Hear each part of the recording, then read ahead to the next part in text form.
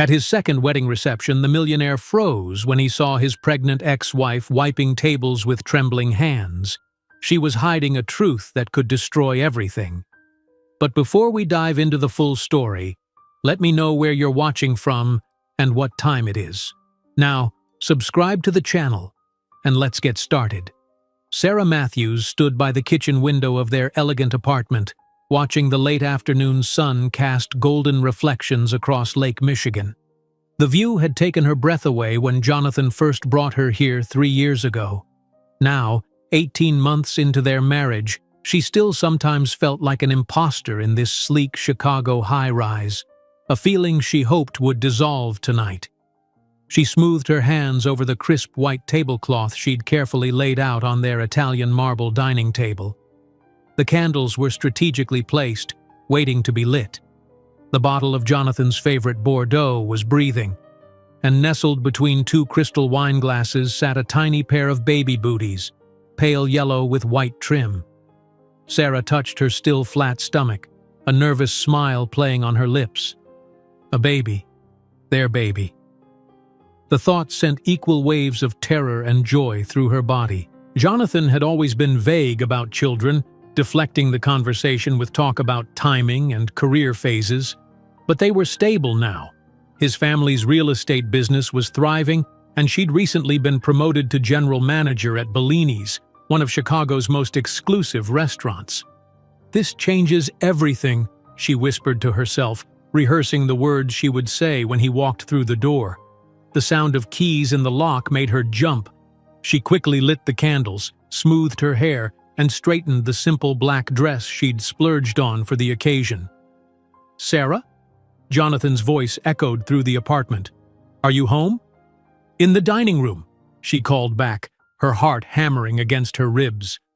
Jonathan Reeves appeared in the doorway, his tall frame impeccably dressed in a charcoal suit that probably cost more than she'd made in a month before meeting him. At 32, he carried himself with the confidence of someone who had never doubted his place in the world. "What's all this?" he asked, loosening his tie as his eyes scanned the elaborate table setting. "Are we celebrating something? Did I forget an anniversary?" Sarah moved toward him, taking his briefcase and setting it aside. "No anniversary. Just wanted to do something special tonight." She reached up to kiss him, inhaling the expensive cologne that always clung to his skin. He returned the kiss distractedly. "I had the day from hell. The New York expansion is turning into a nightmare. Dad thinks we're moving too fast, but the opportunity won't wait." He poured himself a scotch from the bar cart, bypassing the wine she'd selected. "I hope dinner isn't too elaborate. I barely have an appetite." "It's just that chicken you like with the lemon and herbs," Sarah said, trying to mask her disappointment at his preoccupation. "But first, I thought we could toast to some news." Jonathan checked his phone, scrolling through messages. "Can it wait until after I shower? Patterson sent the revised projections and they're not what we hoped." "Actually," Sarah said, her voice trembling slightly, "this is pretty important." Something in her tone made him look up. His eyes narrowed slightly, then drifted to the table, finally noticing the baby booties. For a long moment, he simply stared. "Jonathan," she said, unable to contain her smile despite his silence, "we're having a baby. I found out yesterday and I wanted to surprise you." The silence stretched between them, turning from expectant to uncomfortable. Jonathan set his glass down with deliberate care. "A baby," he finally said, his voice flat. "Now." Sarah's smile faltered. "Yes. I'm about 8 weeks along. The doctor said everything looks perfect." Jonathan ran his hands through his perfectly styled hair, disheveling it in a way she rarely saw. "A baby? Now? This is going to ruin everything." His voice rose with each word. "We're about to expand into the New York market. I'm working 16-hour days. I don't have time for a baby crying around the house." Sarah took a step back, stunned by his reaction. "But I thought we wanted to start a family eventually." "Eventually, Sarah, eventually." Jonathan laughed, but there was no humor in it. Not when we're on the verge of the biggest deal of my career. I can handle most of the childcare, she offered quickly. My schedule at the restaurant is flexible. I can cut back my hours. Cut back? Jonathan interrupted, his voice scathing. And how exactly will that look to my parents? My mother already thinks I married beneath me. Now you want to be what? A part-time hostess and full-time mom? The words hit Sarah like physical blows. Your mother thinks you married beneath you? Jonathan's expression shifted from anger to something worse, pity mixed with contempt. A family? Sarah, you can barely organize a dinner for my associates without embarrassing us both. Have you ever noticed how my mother looks at you? How my friends politely smile when you try to join conversations about politics or economics? Sarah wrapped her arms around her midsection as if to shield the tiny life there from his words. I try my best. I'm learning. Learning? He shook his head. It's been 3 years. Some things can't be learned, Sarah. Some things you either have or you don't. Tears welled in her eyes. I don't understand. I thought we were happy. I thought you loved me. I do love you, he said, but the words sounded hollow. But love doesn't change reality. Let's be honest here. You'll always be that waitress from Indiana trying to pass herself off as someone important. A baby will only make you more useless than you already are. Sarah gasped, the cruelty of his words stealing her breath. Jonathan, please. You will never be the kind of woman a man like me needs by his side, he continued relentlessly. I thought I could shape you into something close enough, but I was wrong. Sarah's legs gave way, and she sank into a dining chair. The candles flickered between them, casting dancing shadows that seemed to mock the romantic scene she'd so carefully created. What are you saying? She whispered. That you don't want our baby? Jonathan drained his scotch and poured another. I'm saying this is the worst possible timing. I'm saying you've made a unilateral decision that affects both our lives without consulting me. I'm saying... He stopped, staring at the baby booties with naked disdain. I need to think. He turned and walked to his home office, closing the door with a decisive click that seemed to echo through the apartment. Sarah remained at the table, the untouched food growing cold, the candles burning lower, casting their warm glow on a scene that had turned ice cold.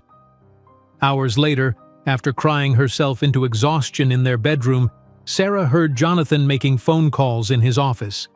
His voice rose and fell, discussing business matters as if nothing life-altering had happened, as if their world hadn't just shattered. When she finally emerged, red-eyed and hollow, she found the dining room cleared. The food was gone, the candles extinguished. In the kitchen trash can, partially hidden beneath vegetable peelings, were the yellow baby booties. Sarah retrieved them with trembling hands, brushing away a smear of sauce. She carried them back to the bedroom, where she curled on her side of the bed, cradling them against her chest. Don't worry, little one, she whispered to her still flat stomach. You are enough for me. You will always be enough. In the weeks that followed, Jonathan became increasingly distant and cruel. Where once he had corrected her social missteps with gentle guidance, he now pointed them out with biting commentary. Where he had once proudly introduced her at functions, he now left her to fend for herself among people who clearly viewed her as an amusing curiosity, the common girl who had somehow snagged Jonathan Reeves. You're showing, he commented one morning, 3 months after her announcement, eyeing her changing body with distaste. None of your cocktail dresses will fit for the Henderson Gala. I can get a maternity dress, Sarah suggested quietly. Jonathan laughed. Perfect. You can waddle around the ballroom spilling drinks on my potential investors. That evening, he placed a manila envelope on the marble coffee table as Sarah sat reading a pregnancy book. What's this? She asked, reaching for it. Divorce papers, he said casually, as if discussing the weather. I've signed my part. You should read them carefully. Remember the prenuptial agreement you signed? You walk away with what you brought in, nothing. Sarah stared at him, unable to comprehend the coldness in his eyes. "You're divorcing me because I'm pregnant?" "I'm divorcing you because this marriage was a mistake," he replied. "I thought a small-town girl would be grateful, loyal. Instead, you've trapped me with a pregnancy I never wanted." "Trapped you?" Sarah's voice rose with indignation. "It takes two people to make a baby, Jonathan. And it takes one signature to end a marriage," he countered smoothly.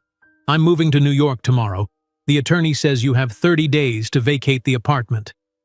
30 days? Where am I supposed to go?" Panic rose in her throat.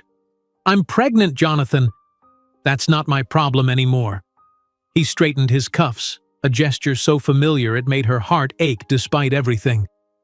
"It was a mistake to think a girl from Indiana could adapt to my world. You should go back where you belong." That night, while Sarah sobbed into her pillow, Jonathan methodically packed his belongings.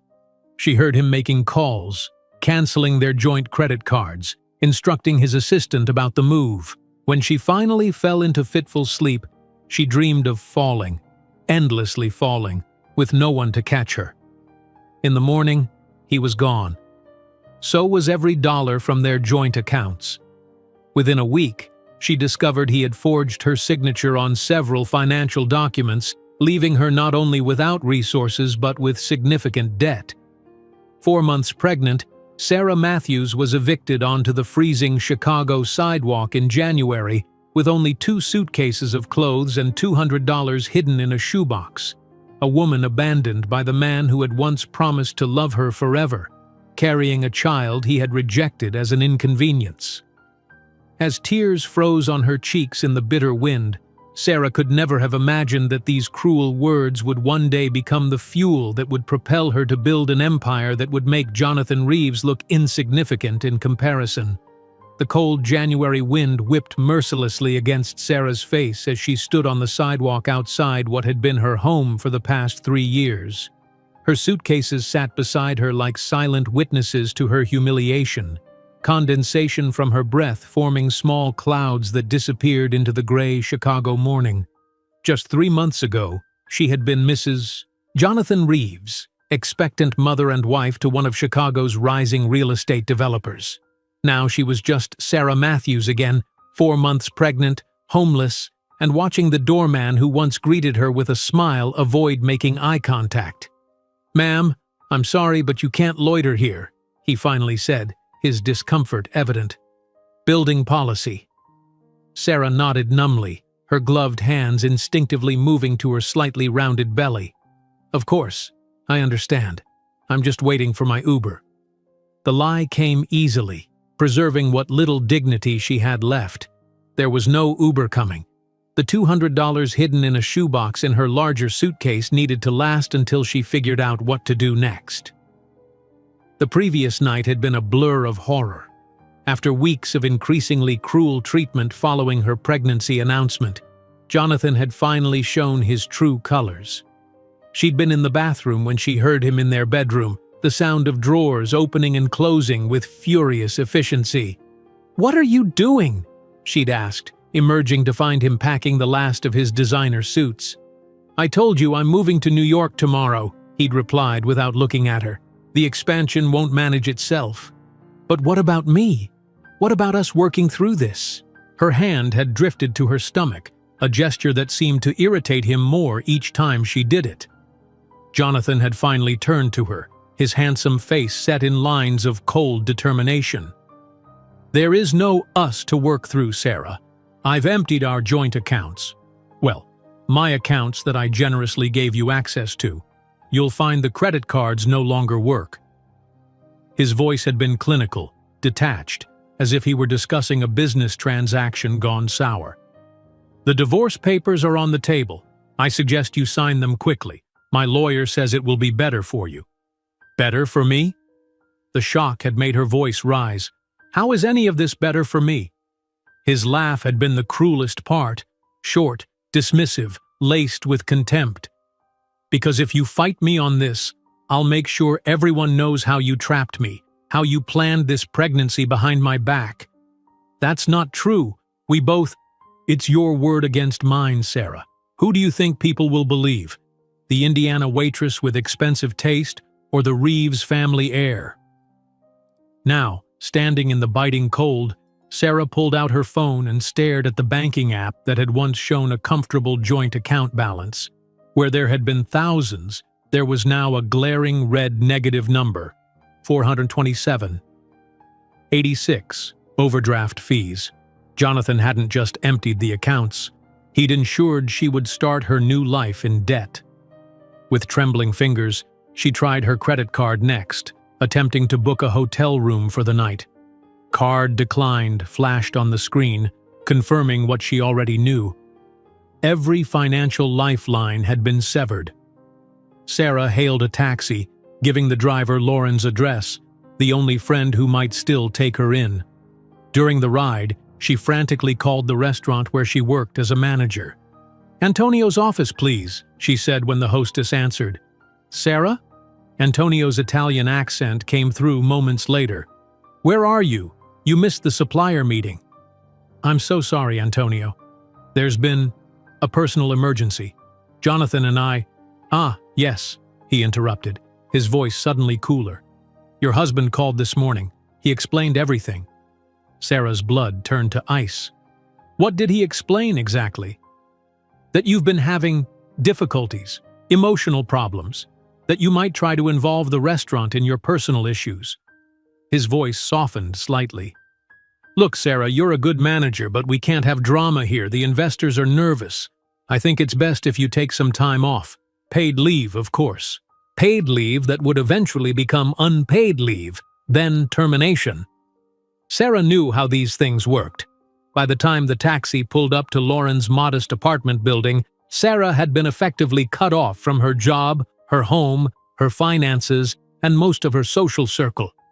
3 voice messages from supposed friends had already arrived, each awkwardly explaining why they couldn't get involved in whatever was happening between her and Jonathan. "That'll be $27.50, the taxi driver said, interrupting her thoughts. Sarah handed over 30 of her precious dollars, telling him to keep the change.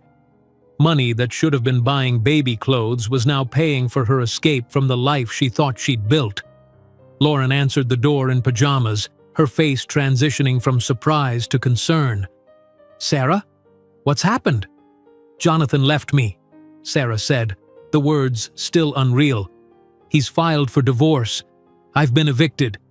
She gestured to her suitcases. "I didn't know where else to go." Lauren's small one-bedroom apartment became Sarah's temporary sanctuary. The couch that pulled out into an uncomfortable bed became her new home, the thin blanket a poor substitute for the Egyptian cotton sheets she'd grown accustomed to. "He can't just leave you with nothing," Lauren insisted as they sat at her tiny kitchen table that evening, mugs of tea growing cold between them. "You're pregnant with his child." "He made me sign a prenuptial agreement," Sarah explained, the humiliation burning fresh. "It said I leave with what I brought in if the marriage dissolves. I was so in love I didn't think—" "You need a lawyer," Lauren said firmly. The next morning, Sarah discovered exactly how thoroughly Jonathan had planned his exit.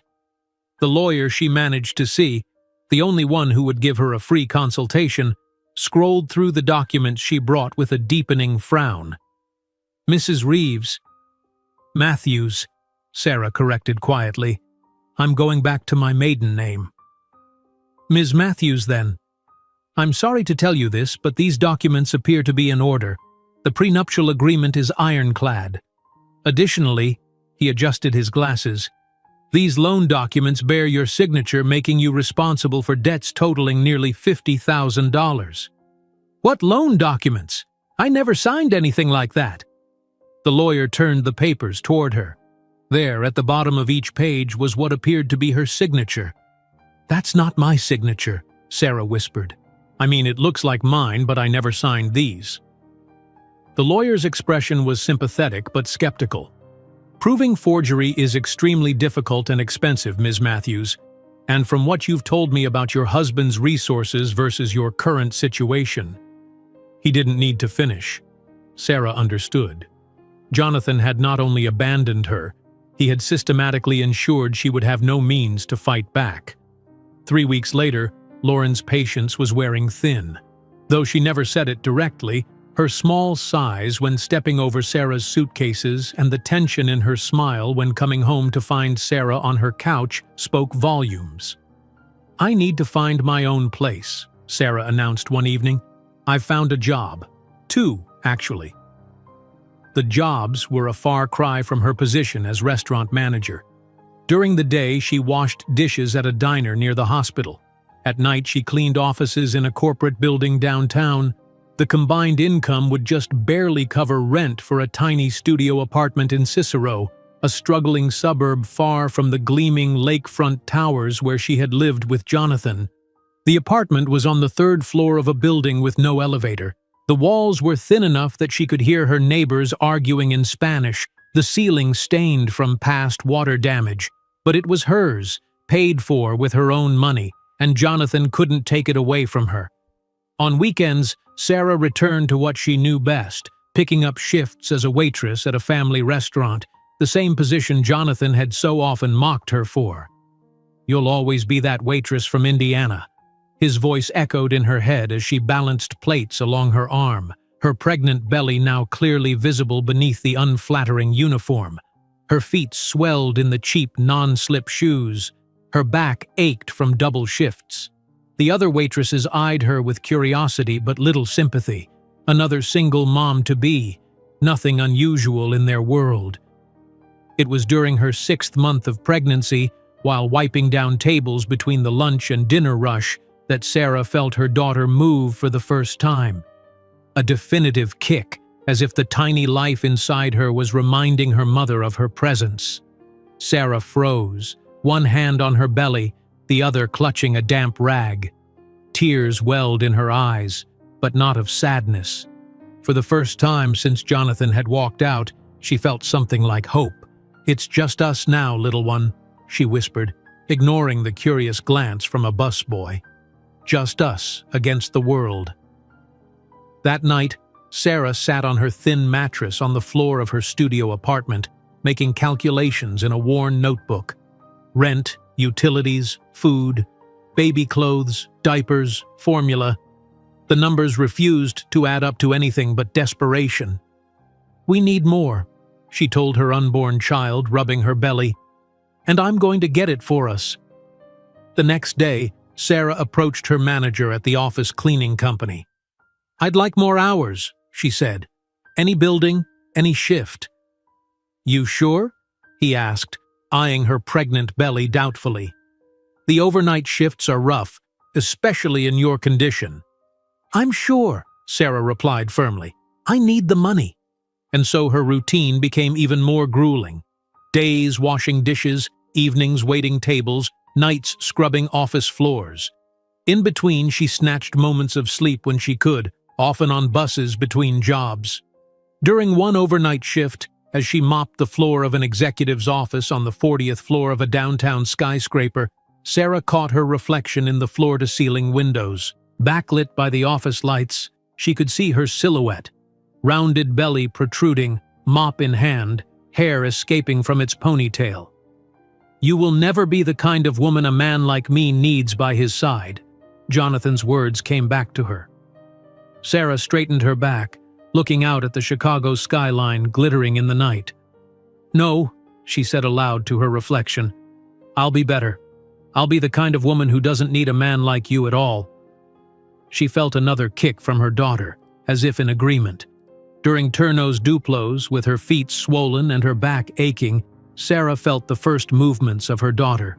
"It's just us two now, little one," she whispered while scrubbing floors at 2 in the morning. "But I'll give you the world, I promise."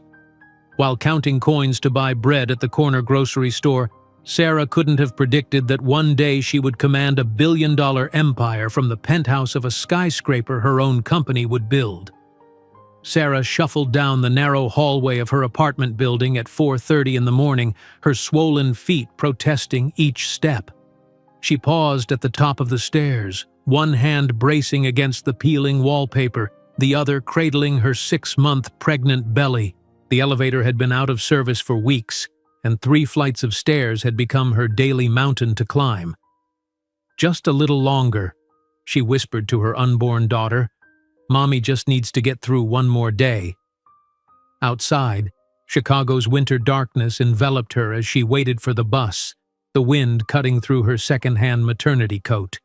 She'd found it at a thrift store, 3 sizes too large but only $8. The memory of her cashmere coats hanging in Jonathan's closet flashed through her mind, but she pushed it away. Those memories belonged to another life, another Sarah. The bus arrived 20 minutes late, already crowded with other early morning workers, house cleaners, hospital staff, construction workers. Sarah squeezed into the last remaining seat, offering a tired smile to the elderly woman beside her. "How far along?" the woman asked, nodding toward Sarah's belly. 26 weeks, Sarah replied, the maternal pride in her voice contrasting with the exhaustion in her eyes. "Working right up until the end, huh? I did the same with all 4 of mine." The woman's weathered hands twisted a simple gold band on her finger. Their father walked out when the youngest was still crawling. Had to do what needed doing. Sarah nodded, a silent understanding passing between them. The unspoken sisterhood of women who carried on when men walked away. By 5:30, Sarah was tying an apron around her expanded waistline in the kitchen of Louie's Diner, a greasy spoon that catered to hospital staff from the medical center across the street. The smell of frying bacon and industrial dishwashing detergent made her stomach churn, but she swallowed hard and picked up her first stack of dirty plates. "Matthews, table 6 needs clearing and the lunch prep hasn't started." Frank, the head cook, barked from behind the grill. His eyes softened slightly when they landed on her belly. "And for Christ's sake, take a break if you need to. Don't need you collapsing on my floor." Sarah nodded gratefully. Frank's gruff concern was the closest thing to kindness she'd found in her new reality. She attacked the mountain of dishes with methodical efficiency, her mind already calculating the hours until her next shift, the dollars until next month's rent, the weeks until her daughter would arrive. The morning rush brought a seemingly endless stream of plates, cups, and silverware.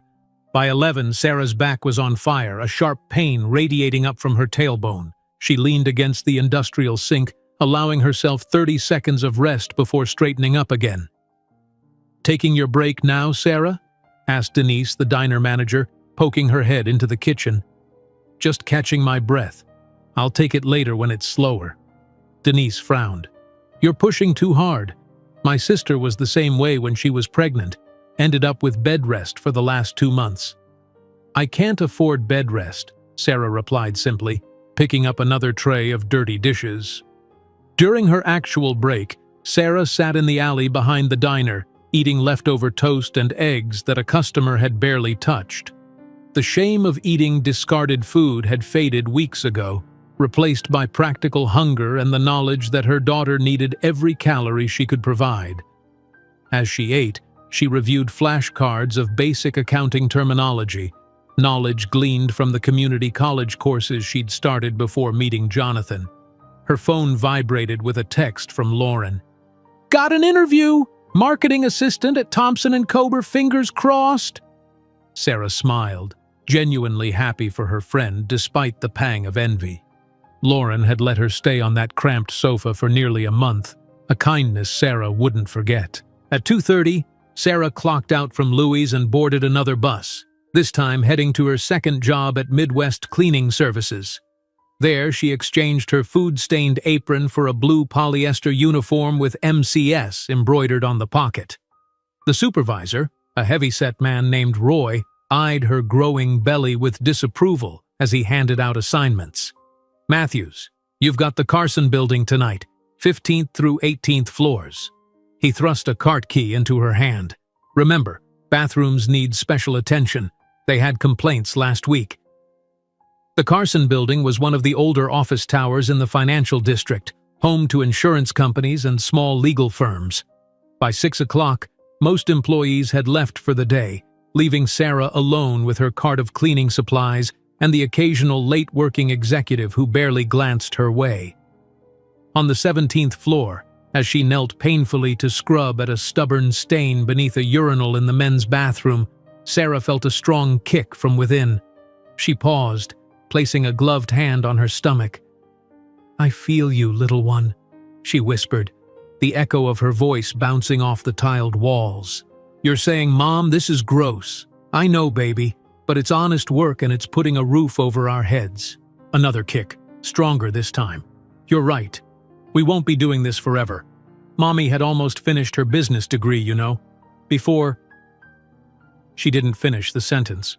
There was no need to talk about before anymore. Only after mattered now. By midnight, Sarah's uniform was damp with sweat, her lower back throbbing with each movement. As she emptied a trash can in a corner office, far nicer than any space she'd ever work in herself, her eyes caught a framed photograph on the desk. A smiling family, father, mother, 2 children. The casual happiness of the image struck her like a physical blow. That night, Sarah arrived home at 1:30 in the morning, her feet so swollen that removing her shoes was an exercise in pain. She ate a peanut butter sandwich standing at her kitchenette counter, too exhausted to even sit down. The tiny studio apartment was sparsely furnished. A mattress on the floor, a folding table with 1 chair, a lamp without a shade. But it was clean, meticulously so. Perhaps cleaning was the only part of her life she could control now. On weekends, Sarah returned to what she knew best: waiting tables. Gino's family restaurant was a far cry from the upscale establishments where she'd worked before meeting Jonathan. The food was mediocre, the tips modest, but the manager had hired her despite her pregnancy, understanding her desperate need for more hours. "Order up for table 7, called the cook, sliding plates across the pass-through window. Sarah balanced 3 plates up her arm, a skill that had never left her. As she delivered steaming platters of pasta to a family of 4, she caught the mother's eye drifting to her belly. "When are you due, honey?" the woman asked kindly. "August," Sarah replied with a practiced smile. "You shouldn't be on your feet all day," the woman scolded gently. "My daughter's a nurse. She says—" "Can we get more bread?" interrupted the husband, clearly impatient with the personal conversation. "Right away, sir," Sarah responded automatically, the smile never leaving her face, though it no longer reached her eyes. In the back hallway between the kitchen and dining room, Sarah leaned against the wall for a moment, breathing through a sharp pain in her side. A memory ambushed her. Jonathan at one of his business dinners, speaking about a server within earshot. "These people are practically furniture, darling. No need to thank them so profusely." She'd been embarrassed then by what she'd perceived as his social gaffe. Now she understood it had been a glimpse of his true character, a warning sign she'd chosen to ignore. The dinner rush stretched into evening, and Sarah's tips accumulated slowly in her apron pocket. Each dollar represented diapers, formula, the tiny necessities for the life growing inside her. During a rare lull, she calculated mentally, if she worked every available shift for the next 2 months, she might, just might, have enough saved for the basics her daughter would need. By closing time, Sarah's legs were trembling with fatigue. As she wiped down her last table, a sharp, sustained pain gripped her abdomen. She gasped, clutching the edge of the table until her knuckles whitened. "Sarah?" Mario, the elderly owner, approached with concern. "You okay?" "Just tired," she managed, straightening with effort. "Long day." Mario's eyes narrowed skeptically. "My wife had 6 children. I know what contractions look like." "It's not contractions," Sarah insisted. "Just Braxton Hicks. False labor. The doctor mentioned it might happen." Mario insisted on calling her a cab, even paying for it from the register. No arguments. My mother would haunt me if I let a pregnant woman take the bus at midnight. At home, Sarah lowered herself carefully onto her mattress, not even bothering to change out of her uniform. The pain had subsided, but fear lingered. She was only 28 weeks along, too early for her daughter to arrive safely. "Stay put, little one," she murmured, rubbing slow circles on her belly. "We're not ready yet. I need more time to prepare for you." As if in response, she felt a reassuring movement. gentler than the earlier kicks. Sarah smiled despite her exhaustion. In these quiet moments, when it was just the two of them communicating in their private language of touches and movements, she found a peace that sustained her through the grueling days. "Somos só nós duas agora, pequena," she whispered in the Portuguese she'd learned during a study abroad year, another life ago. "We're just us two now, little one, but I'll give you the world, I promise." The promise hung in the air of the tiny apartment, a declaration of intent more binding than any marriage vow. Sarah's eyelids grew heavy, sleep finally claiming her as dawn approached. In a few short hours, she would rise again, return to her cycle of cleaning, serving, surviving.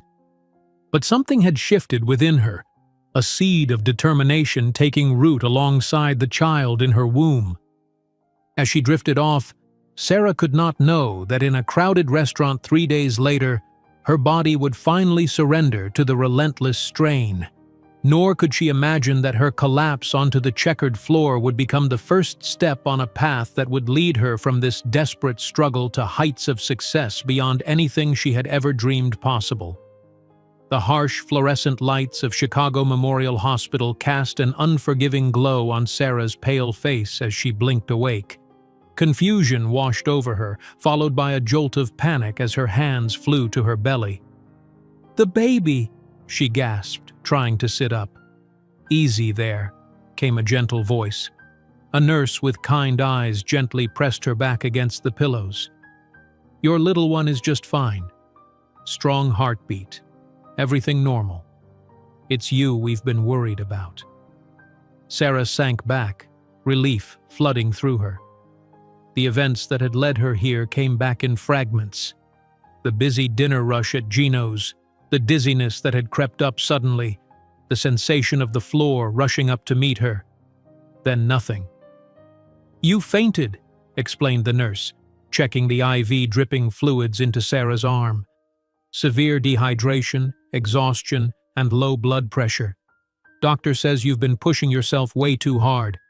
Before Sarah could respond, the door opened, revealing a woman she didn't recognize. Tall, with silver-streaked black hair and an air of quiet authority. She wore an expensive-looking charcoal pantsuit that made Sarah acutely aware of her own faded hospital gown. "You're awake. Good." The woman approached the bed. "I'm Barbara Winters. I was having dinner at Gino's when you collapsed. I rode with you in the ambulance." Sarah flushed with embarrassment. "You didn't have to do that. I'm sorry for ruining your dinner." Barbara waved away the apology. "I've had better meals and worse interruptions." She studied Sarah with shrewd eyes. "The nurse tells me you've been working 3 jobs, while 7 months pregnant." It wasn't a question, but Sarah answered anyway. "I don't have much choice." "There are always choices," Barbara replied, pulling up a chair beside the bed. "Some are just harder than others." She reached into her leather briefcase and extracted a folder. "While you were unconscious, I took the liberty of looking into your background. Hope you don't mind the invasion of privacy, but I was curious." Sarah tensed. "My background?" "Northwestern MBA program, incomplete. Fluent in Portuguese and conversational Spanish. Previous management experience at 2 upscale Chicago restaurants." Barbara listed these facts clinically. "So I have to ask, why are you washing dishes and scrubbing floors at 2 in the morning?" The question hung in the air, loaded with implications. Sarah looked away, tears threatening. The nurse, sensing the tension, quietly excused herself. "Life happened," Sarah finally said, her voice barely audible. Barbara's expression softened. "Life has a way of doing that." She leaned forward. "Look, I run a small technology consulting firm. We help businesses optimize their operations using custom software solutions. I need an administrative assistant who can actually think, not just answer phones. When you're recovered and that baby is born, come see me." She placed a business card on the bedside table. "This isn't charity, it's business. I hate wasted potential." After Barbara left, Sarah held the embossed card under the harsh hospital lights, tracing the raised letters with her fingertip. Winter's Tech Solutions. For the first time in months, a tiny spark of hope flickered to life in her chest. August 15th, 2008. The date would forever be etched in Sarah's memory. The day Emma Matthews came screaming into the world after 18 hours of labor. As the nurse placed the tiny red-faced bundle on Sarah's chest, time seemed to stand still. "Hello, Emma," Sarah whispered, counting perfect fingers and toes through her tears. "We made it." The world outside the delivery room was in chaos. The financial markets were crashing, and terms like subprime mortgage crisis dominated the news. But in that sterile hospital room cradling 7 pounds 3 ounces of determined life, Sarah found a center of perfect calm. 3 days later, she stood in her tiny apartment, staring at her reflection in the bathroom mirror. Dark circles shadowed her eyes, and her body felt like a stranger's, soft and unfamiliar where it had once been firm. Emma slept in a second-hand bassinet beside her bed, making tiny, suckling movements with her lips even in sleep. Sarah opened the kitchen cabinet and stared at the single can of formula, her emergency backup if breastfeeding failed. $80 for the specialized kind the hospital had recommended. $80 that represented nearly a full day's wages. She calculated mentally how long she could stretch her meager savings before she'd need to return to work. 2 weeks. 2 precious weeks with her daughter before reality would come crashing back.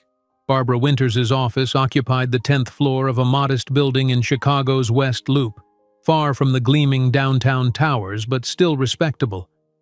Sarah stood in the reception area, nervously adjusting Emma's blanket in the stroller beside her. At 6 weeks old, Emma was alert, her eyes, already showing hints of the hazel they would become, darting around the unfamiliar environment. "Ms. Winters will see you now," announced the receptionist, with a curious glance at the baby. Barbara's office was unexpectedly warm, both in temperature and decor. Bookshelves lined with technical manuals shared space with framed photographs of mountaineering expeditions. Barbara herself rose from behind a large desk, her handshake firm. "Sarah Matthews, and this must be the reason for your hospital stay." She peered into the stroller with undisguised interest. "She has your determination in her eyes already." "This is Emma," Sarah confirmed, then hesitated. "I should be up front. I don't have childcare arrangements yet. The wait list for subsidized daycare is 18 months long, and private options are currently beyond my means." Barbara studied her for a long moment. "Do you type quickly and accurately?" Taken aback by the non sequitur, Sarah nodded. 90 words per minute with 98% accuracy. "Can you maintain a calendar, prioritize emails, and tell people no without making enemies?" "Yes, I believe I can." "And will that baby scream through client calls?"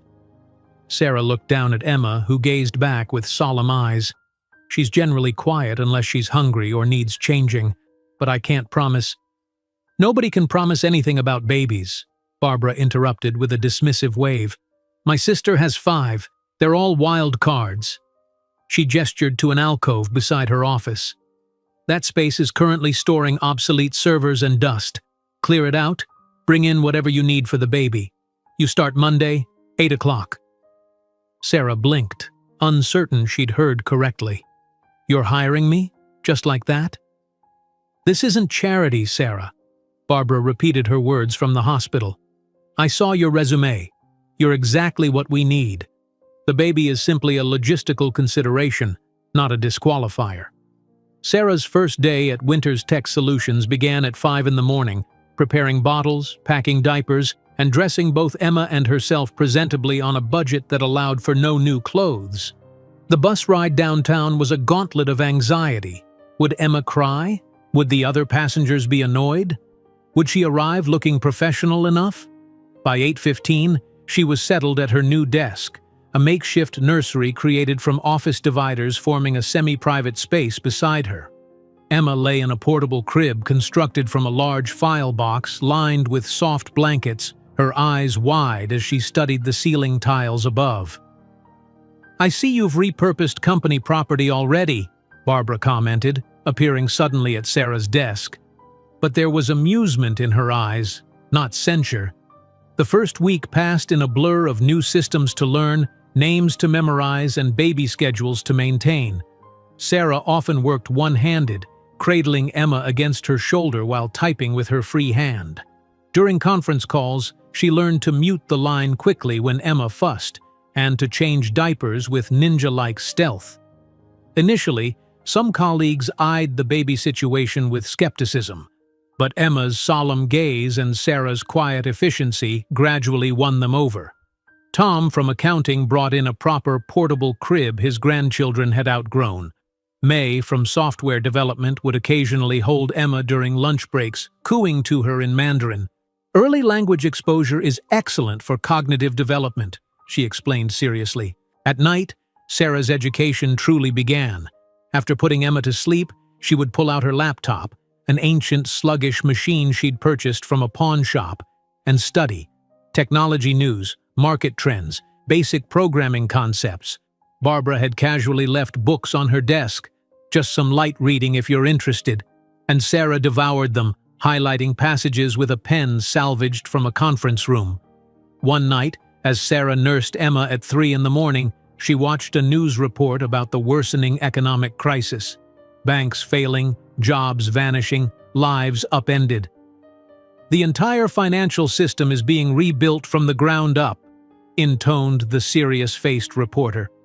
Sarah looked down at her daughter, tiny hand curled around her finger. "If everything is being rebuilt," she whispered, "there's room for us to build something too." 3 months into her new position, Sarah received her first opportunity to truly prove herself. Barbara was out with the flu, and a critical client was threatening to cancel their contract over a miscommunication about project scope. "Ms. Winters isn't available, but perhaps I can help resolve this," Sarah said calmly into the phone while gently rocking Emma's carrier with her foot. 2 hours and 1 detailed spreadsheet later, she had not only salvaged the relationship, but expanded the contract's value by 20%. When Barbara returned the next day, she found a note summarizing the situation on her desk. "Not bad, Matthews," was all she said, but her approving nod spoke volumes. By Emma's 6-month birthday, Sarah had received her first raise and bonus. The money went immediately to a security deposit on a slightly larger apartment in a marginally better neighborhood, one with reliable heat and no cockroaches. "Look, Emma," she said, twirling her daughter around their new living room. 2 whole rooms! We're moving up in the world." That night, after tucking Emma into her crib, a real crib purchased with her bonus, Sarah opened her laptop and discovered an article about Jonathan Reeves's expanding real estate empire in New York.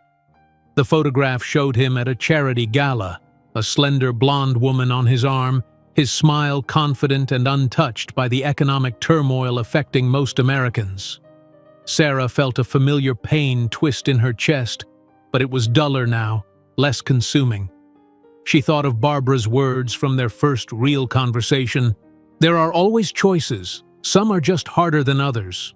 In the quiet of her new apartment, with her daughter sleeping peacefully and a future slowly taking shape, Sarah opened a blank document on her laptop. With deliberate keystrokes, she typed, "One day, Jonathan Reeves will read about me in the Wall Street Journal and choke on his breakfast." As she wrote that promise at midnight, Sarah didn't imagine that in 15 years not only would Jonathan read about her, but the entire world would know her name as a synonym for innovation and extraordinary success.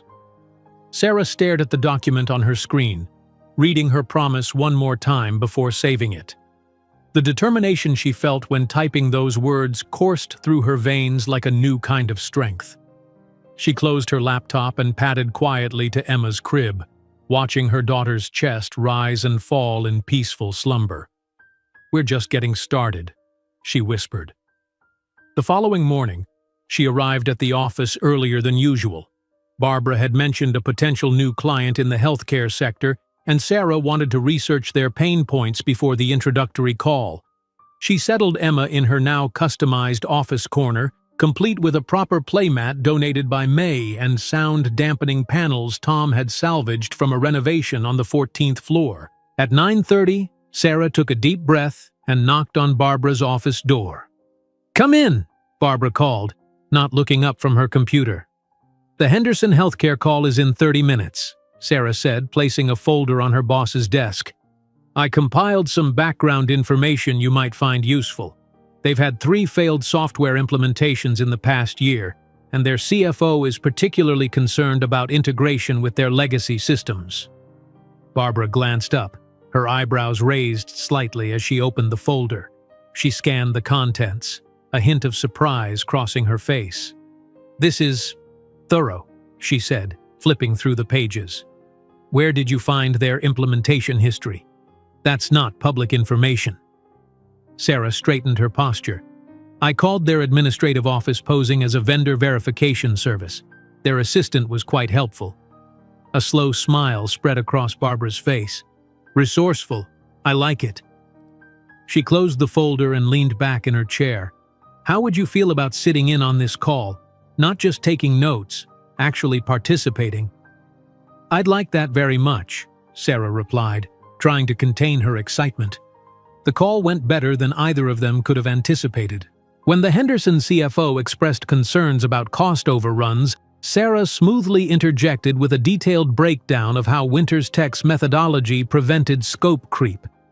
By the end of the hour, Henderson Healthcare had not only agreed to a follow-up meeting but requested specifically that Ms. Matthews be present.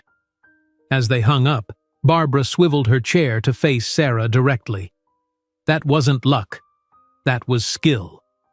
She tapped her fingers on the desk thoughtfully. "I think it's time we discussed your future here." 3 weeks later, Sarah received her new business cards. Sarah Matthews, Project Coordinator. The promotion came with a modest salary increase and, more importantly, direct client contact. Emma, now 10 months old, celebrated by saying her first word, not mama as Sarah had secretly hoped, but book, clear as day, while patting the colorful story Sarah read to her each night. "Book?" Sarah repeated, astonished. "Did you just say book?"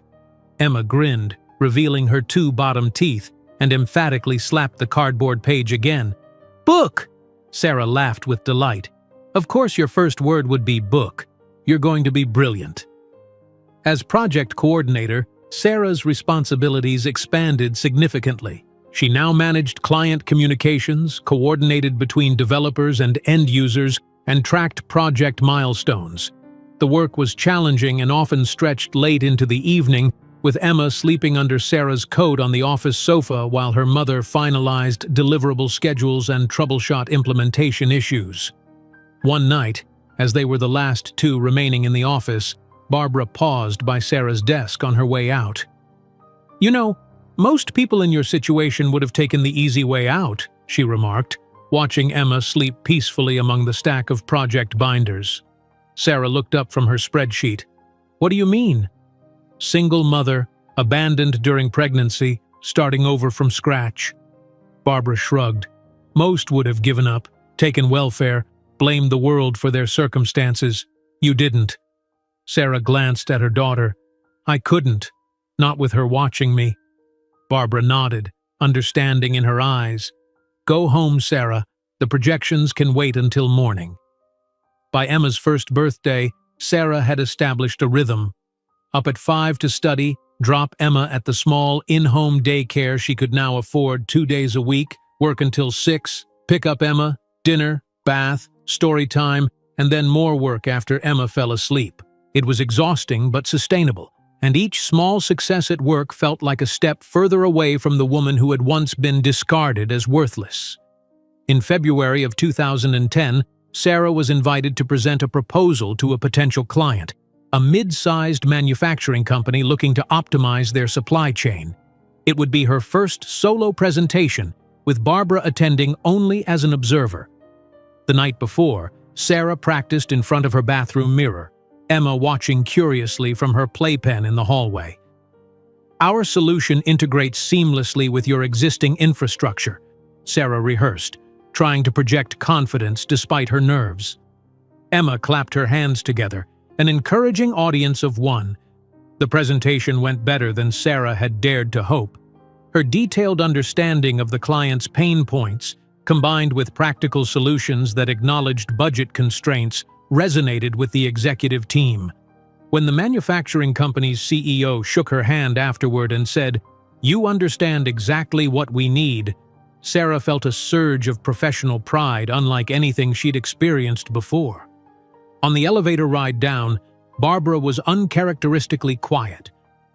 "Was something wrong with my presentation?"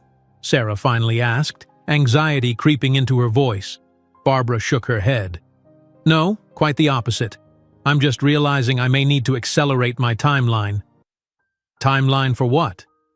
"For your future," Barbara replied cryptically, leaving Sarah to wonder what she meant. That question was answered 6 months later when Sarah was called into Barbara's office and offered a promotion to operations manager. The role came with a substantial salary increase, her own office, and responsibility for all internal processes at Winters Tech. "You've earned this," Barbara said, sliding the offer letter across her desk. "You have a natural talent for seeing the big picture while not losing sight of the details. That's rare." That weekend, Sarah and Emma moved into a new apartment, still modest, but in a safer neighborhood with better schools. As they unpacked their few belongings, Sarah hung her Northwestern MBA acceptance letter on the wall alongside her new business card and a finger painting Emma had created at daycare. "Is that your office, Mommy?" 2-year-old Emma asked, pointing to the business card. "Yes, sweetheart. And someday, if you want, you'll have your own office too. Or whatever else you dream of having." Emma nodded seriously, as if filing this information away for future reference. As operations manager, Sarah quickly identified inefficiencies in how Winters Tech handled client onboarding. She developed new protocols that reduced implementation time by 30% and increased client satisfaction scores. Barbara, watching from the sidelines, seemed pleased but not surprised by these improvements. During this period, Emma was developing at an astonishing rate. At 3, she could count to 100, write her name, and solve simple puzzles designed for children twice her age. Sarah recognized in her daughter not just her own determination, but also the analytical mind and focus that, painful as it was to admit, came from Jonathan. When Emma frowned in concentration over a particularly challenging puzzle, the resemblance was unmistakable. "You're just like your daddy when you make that face," Sarah said once, the words escaping before she could stop them. Emma looked up, curiosity bright in her eyes. "Where is my daddy?" Sarah froze, unprepared for the innocent question. "He lives far away, sweetie. He couldn't be with us." "Why not?" "Sometimes grown-ups make choices that are hard to understand," Sarah answered carefully. "But it doesn't matter, because we have each other." Emma seemed to accept this explanation, returning to her puzzle with renewed determination. But Sarah knew the questions would return someday, more insistent and difficult to deflect. In the summer of 2012, Barbara invited Sarah to dinner at an upscale restaurant, the kind of place Sarah had once frequented with Jonathan. As they waited for their entrees, Barbara seemed uncharacteristically reflective. "I've been doing this for 27 years, she said, swirling her wine thoughtfully. "Built this company from nothing, survived 2 recessions, saw technologies come and go. It's been a good run." "You sound like you're saying goodbye," Sarah observed, suddenly alert. Barbara smiled. "Perceptive as always. I'm 65, Sarah. I want to travel, read books that aren't about software architecture, maybe learn to paint. I'm ready for my next chapter."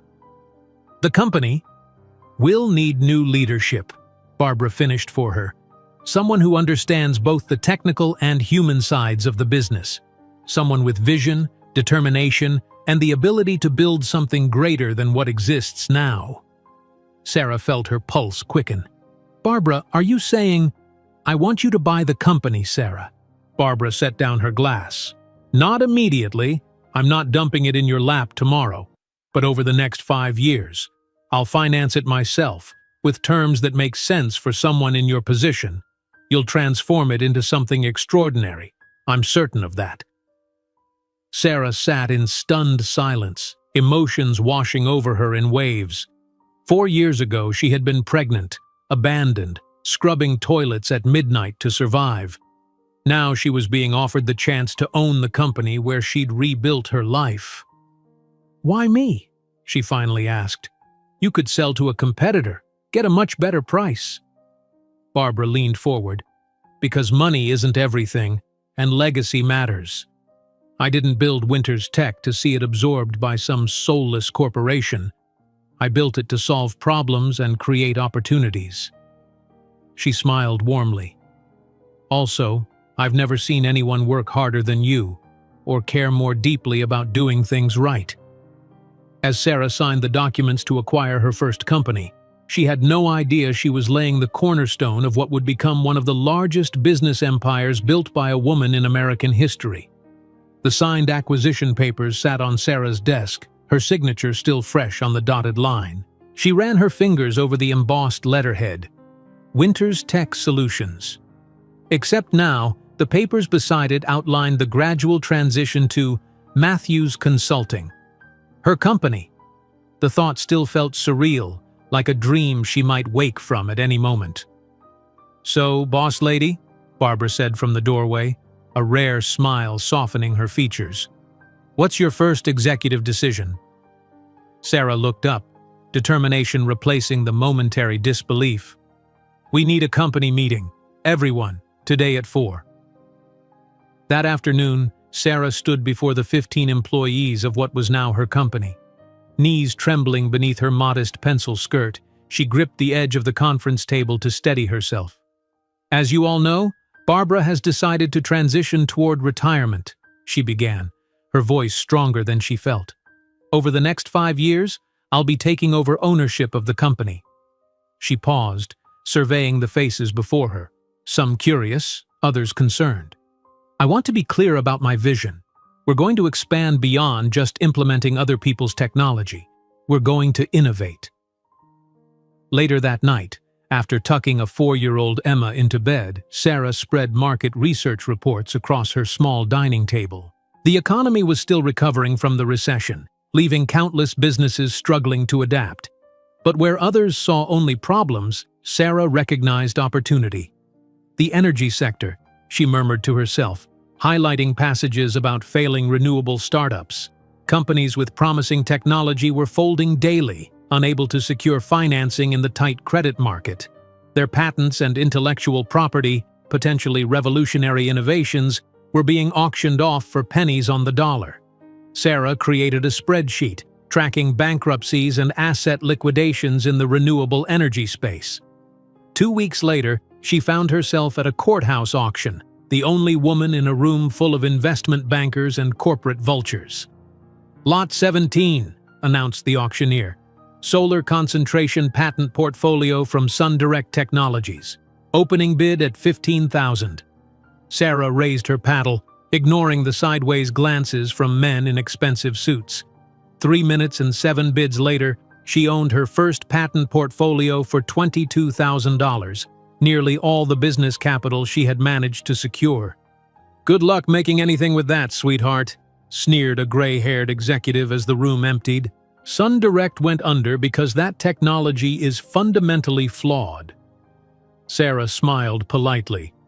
Perhaps they just lacked the right perspective. Back at the office, she pinned the patent documents to her wall and began researching engineering talent. The recession had left countless brilliant minds unemployed, particularly in struggling green technology firms. Sarah created job listings offering modest salaries but something potentially more valuable: equity in what she was building. Her first hire was Dr. Raymond Chen, a solar efficiency expert who had been stocking shelves at a hardware store since his previous employer folded. He studied the SunDirect patents skeptically. "There's a reason they failed," he said, pointing to technical diagrams. "The heat transfer mechanism is inefficient at scale." "But what if we weren't trying to scale it the same way?" Sarah asked. "What if we went smaller, not larger?" Chen raised an eyebrow. Distributed generation instead of centralized? That's actually interesting. Within 6 months, Sarah had assembled a team of 7 engineers, all from failed startups, all brilliant, all working in a cramped corner of the Matthews Consulting office. They shared a single whiteboard where Sarah had sketched her vision, a system she called Energrid, designed to allow communities to generate and distribute their own energy through interconnected microgrids.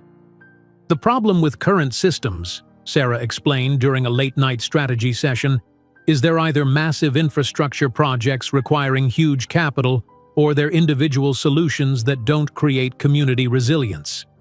Emma sat quietly in the corner of the conference room, assembling complex puzzles while the adults worked. Occasionally, she would look up, observing the animated discussions with solemn curiosity. That evening, as Sarah served dinner in their modest apartment, Emma asked the question Sarah had been dreading. "Why don't I have a daddy like Lily and Marcus?" Sarah set down her fork, choosing her words carefully. "Families come in all different shapes, sweetheart. Some have a mommy and daddy, some have 2 mommies or 2 daddies, and some, like us, have just a mommy." Emma frowned, processing this information. "But where is my daddy? Did he die?" "No, honey, he didn't die." Sarah took a deep breath. "Your father wasn't ready to be a daddy. Some people aren't prepared for that responsibility. Wasn't I good enough for him to want to be my daddy?"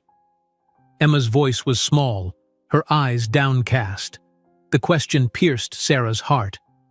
"Oh, Emma, no. It was never about you. You are perfect, absolutely perfect. Your father, he made his choice before he even met you. It was about him, not you, never you." Emma nodded, seemingly satisfied for the moment, but Sarah knew this conversation was just beginning. As her daughter grew, the questions would become more complex, more difficult to answer without revealing the painful truth.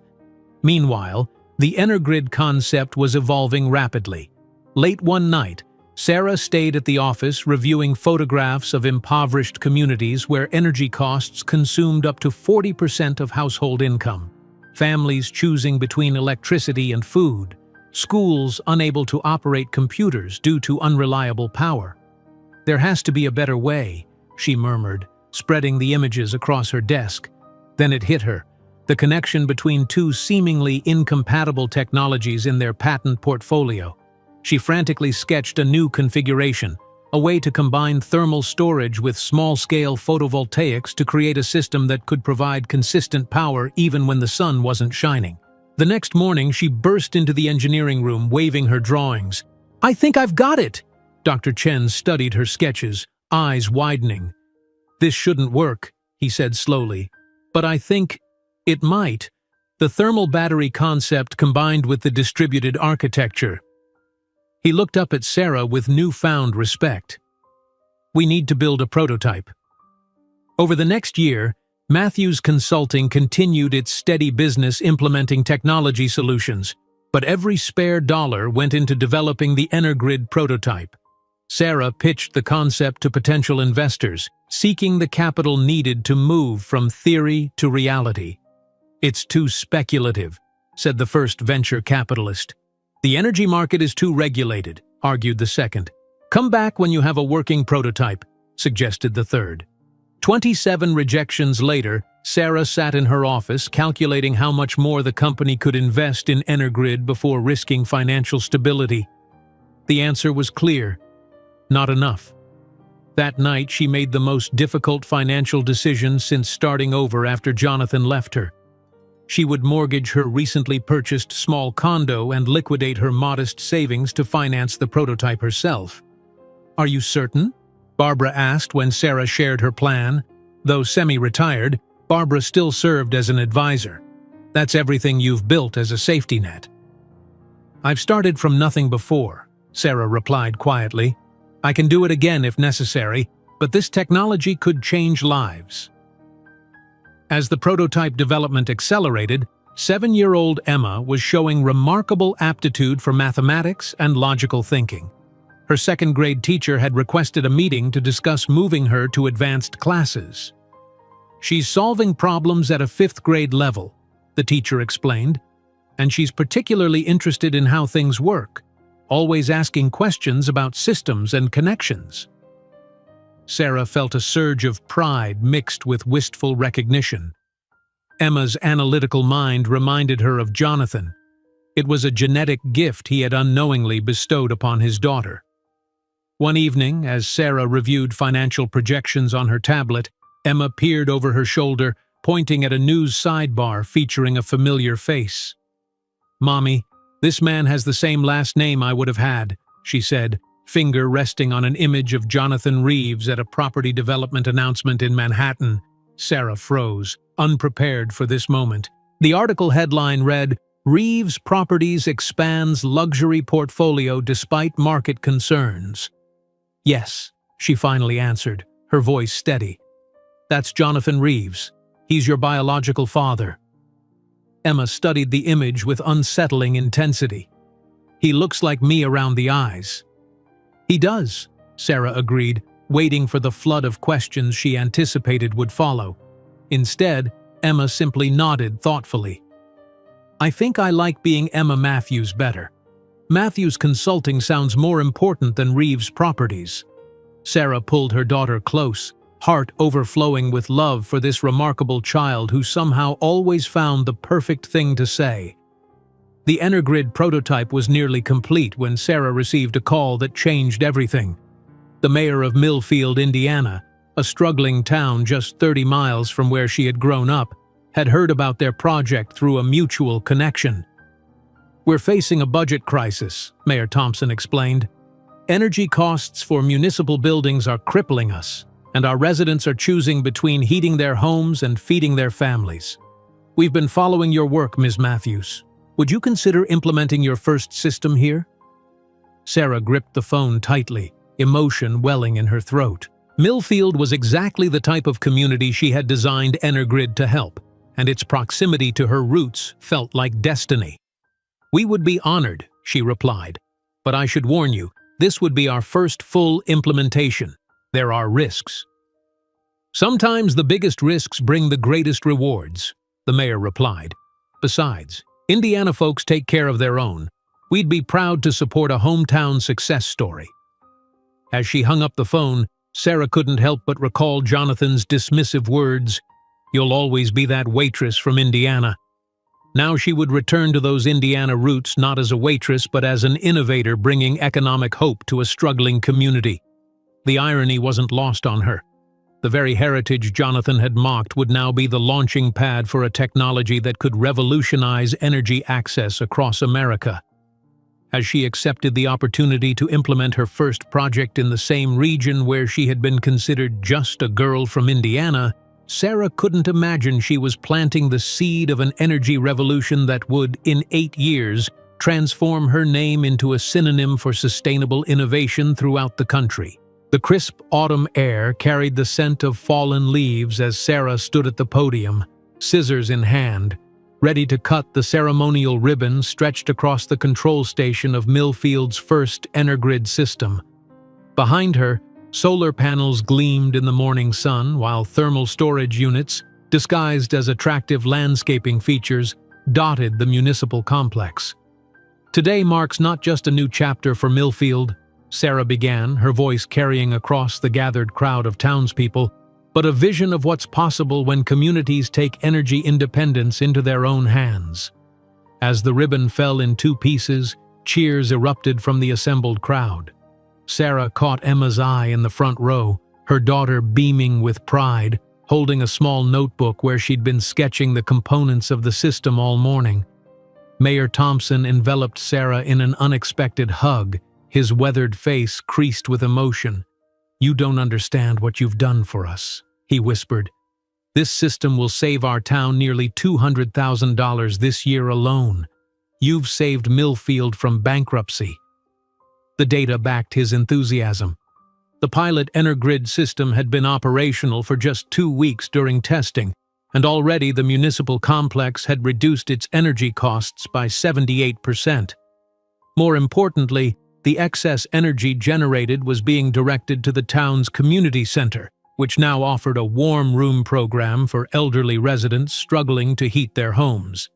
As the crowd dispersed toward the refreshment tables, a local reporter approached Sarah, recorder in hand. "Ms. Matthews, there are rumors that 3 other municipalities have already reached out about implementing similar systems. Is Matthews Consulting planning to expand?" Sarah smiled diplomatically. "We're evaluating several opportunities. The success here in Millfield demonstrates what's possible when innovative technology meets community needs." The reporter scribbled frantically. "Some energy industry analysts are calling your approach revolutionary. How does it feel to be potentially disrupting a trillion-dollar market?" Before Sarah could answer, Emma tugged at her blazer. "Mom, Mr. Chen says there's a fluctuation in the thermal exchange rate. He wants you to see the dashboard." "Excuse me," Sarah told the reporter, grateful for the interruption. "Duty calls." The dashboard showed exactly what Sarah had predicted during development. The system was actually performing above specifications, requiring a recalibration of the monitoring parameters. As she made the adjustments, she felt a surge of validation. The technology worked, not just in theory or in limited lab tests, but in the real world, helping real people. 3 months after the Millfield inauguration, the first industry magazine cover arrived on Sarah's desk. Matthews Innovation, Revolutionizing Community Energy. The article detailed how the small consultancy had pivoted into clean energy technology with a solution uniquely positioned for struggling municipalities. Sarah had renamed the company Matthews Innovation shortly after the Millfield success, a subtle but significant shift that reflected their evolution from implementing others' technologies to creating their own. The original 15 employees had grown to 50, then 200 as orders poured in from towns and cities facing budget crises across the Midwest. They had outgrown their original office space within 6 months of the Millfield launch. Sarah now stood in their new headquarters, an entire floor of a commercial building in Chicago's Innovation District. Glass-walled conference rooms had replaced cramped cubicles, and a dedicated lab space allowed the engineering team to refine and improve the EnerGrid technology. "Mom, I fixed it!" Emma's voice carried across the office as the 10-year-old raced toward Sarah's office, laptop clutched in her hands. Behind her, Dr. Chen followed, an expression of bemused admiration on his face.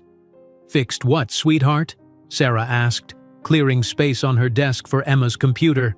"The distribution algorithm was causing those micro-outages in the Clearwater installation," Emma explained, turning the screen to show a simple but elegant piece of code. "See?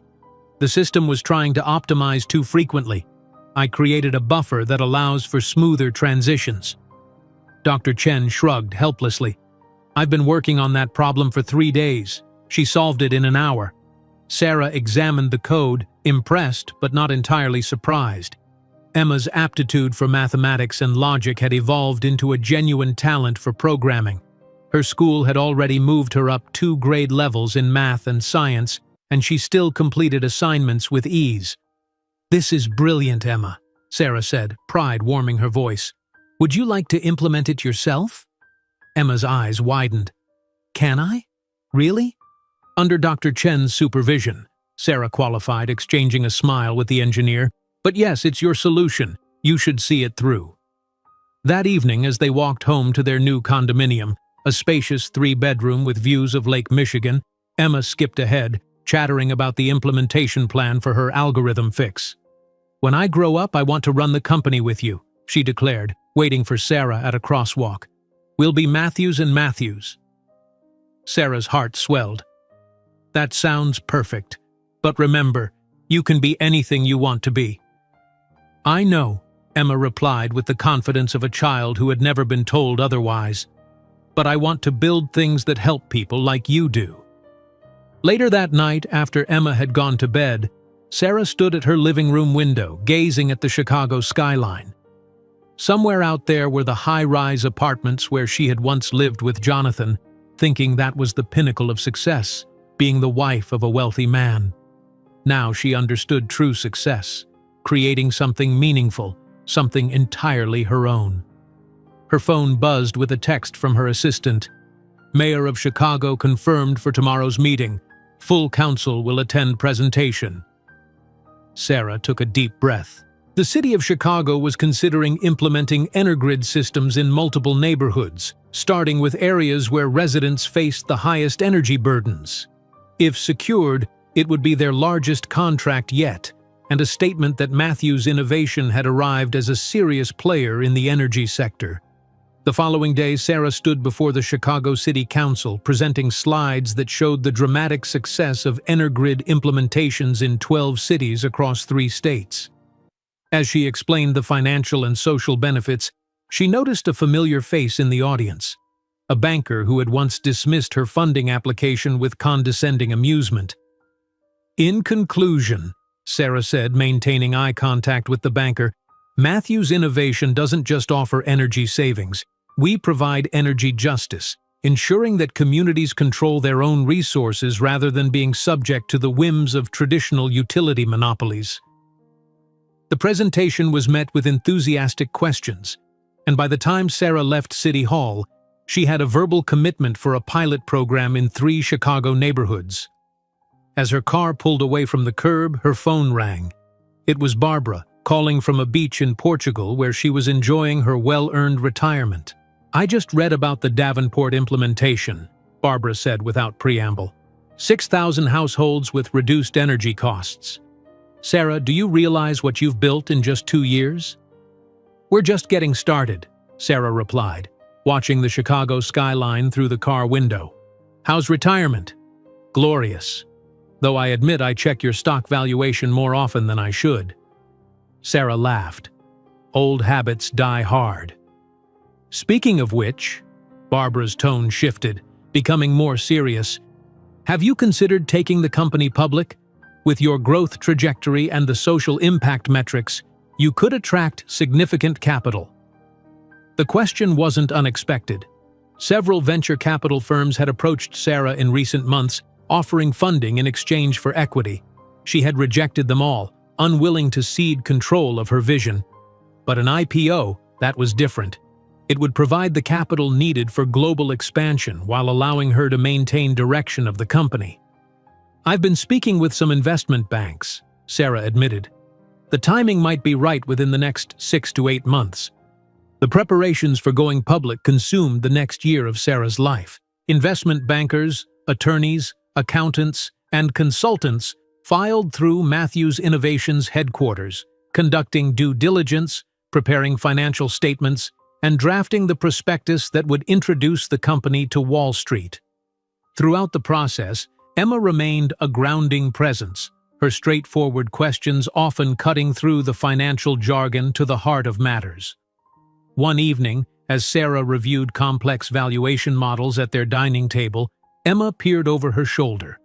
So people will pay money for pieces of our company because they think it will be worth more later, she asked.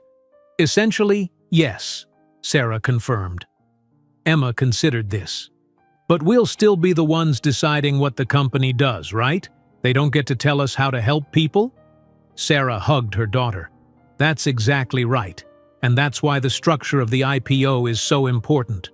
On the morning Matthews Innovation was set to go public, Sarah and Emma stood in their living room watching CNBC's coverage of the market opening. Emma had insisted on wearing a dress for the occasion, though they were viewing remotely rather than ringing the bell in person. Sarah had wanted Emma's school routine disrupted as little as possible. Matthews Innovation, trading under the symbol MTIV, will begin trading when markets open, the announcer explained. The clean energy company priced its offering at $42 per share, above the expected range of $36 to $40, reflecting strong investor demand. Sarah held her breath as the first trades appeared on the screen. The stock immediately jumped to $55, then $60, then $70 in a matter of minutes. Is that good? Emma asked, eyes wide. Sarah nodded, momentarily speechless.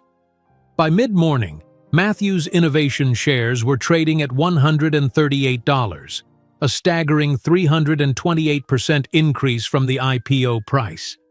Text messages flooded Sarah's phone from employees who had received stock options as part of their compensation, many of whom had just become millionaires on paper. That evening, as financial news programs dissected Matthews Innovations' extraordinary market debut, Sarah received an email from Barbara containing only a screenshot of Sarah's bank account balance and the words, "Proud doesn't begin to cover it." Sarah stared at the number on the screen, trying to comprehend its meaning. In a single day, her net worth had increased to 9 figures. The girl who had once been evicted onto a freezing Chicago sidewalk with $200 to her name was now, by any definition, extraordinarily wealthy. But as she tucked Emma into bed that night, Sarah knew the true value of what she had built wasn't measured in dollars. It was in the communities now paying less for cleaner energy. It was in the team she had assembled, many of whom had been overlooked or undervalued elsewhere. And most of all, it was in the example she was setting for her daughter, that with determination and vision, it was possible to transform rejection into remarkable success. As the screens in Times Square displayed the surprising market value of Matthews' innovation, Sarah didn't know that her new visibility would put her on a collision course with the past she had left behind, in a confrontation no one could predict. The morning news coverage of Matthews Innovations' extraordinary market debut continued for weeks, catapulting Sarah from successful entrepreneur to business celebrity almost overnight. Financial analysts who had never heard her name now dissected her business strategies on cable news. Industry publications that had once ignored her emails now begged for exclusive interviews. 5 years after that transformative IPO, Sarah stood on the helipad atop the gleaming 60-story Matthews Tower in downtown Chicago. The spring wind whipped her carefully styled hair as she watched the approaching helicopter, its blades slicing through the early morning air. Behind her, a team of executives waited, tablets and portfolios clutched in nervous hands. The helicopter touched down with precision, its door sliding open to reveal Craig Jennings, Matthews Innovations' new director of Asian operations, returning from a 2-week trip to Singapore with news Sarah was eager to hear. "The deal is done," Craig announced as he ducked beneath the slowing rotors, a triumphant smile spreading across his face. "The Singapore government signed off this morning. We break ground on the first Southeast Asian Energrid implementation next month." Sarah nodded, professional satisfaction warming her chest. "Excellent work. Let's move the discussion inside, shall we? The team is eager for details." At 43, Sarah Matthews had mastered the art of contained excitement. The woman who had once wept with joy over a modest raise now responded to billion-dollar deals with measured smiles and strategic questions. Her tailored Armani suit and deliberately understated jewelry conveyed exactly what she intended.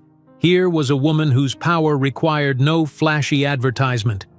The Matthews Tower, a LEED Platinum-certified marvel of sustainable architecture, housed the headquarters of what had become an energy empire valued at $8.7 billion. From her office on the 56th floor, Sarah could see the Lake Michigan shoreline where, 15 years earlier, she had walked in desperate circles, pregnant and abandoned, trying to figure out how she would survive the week.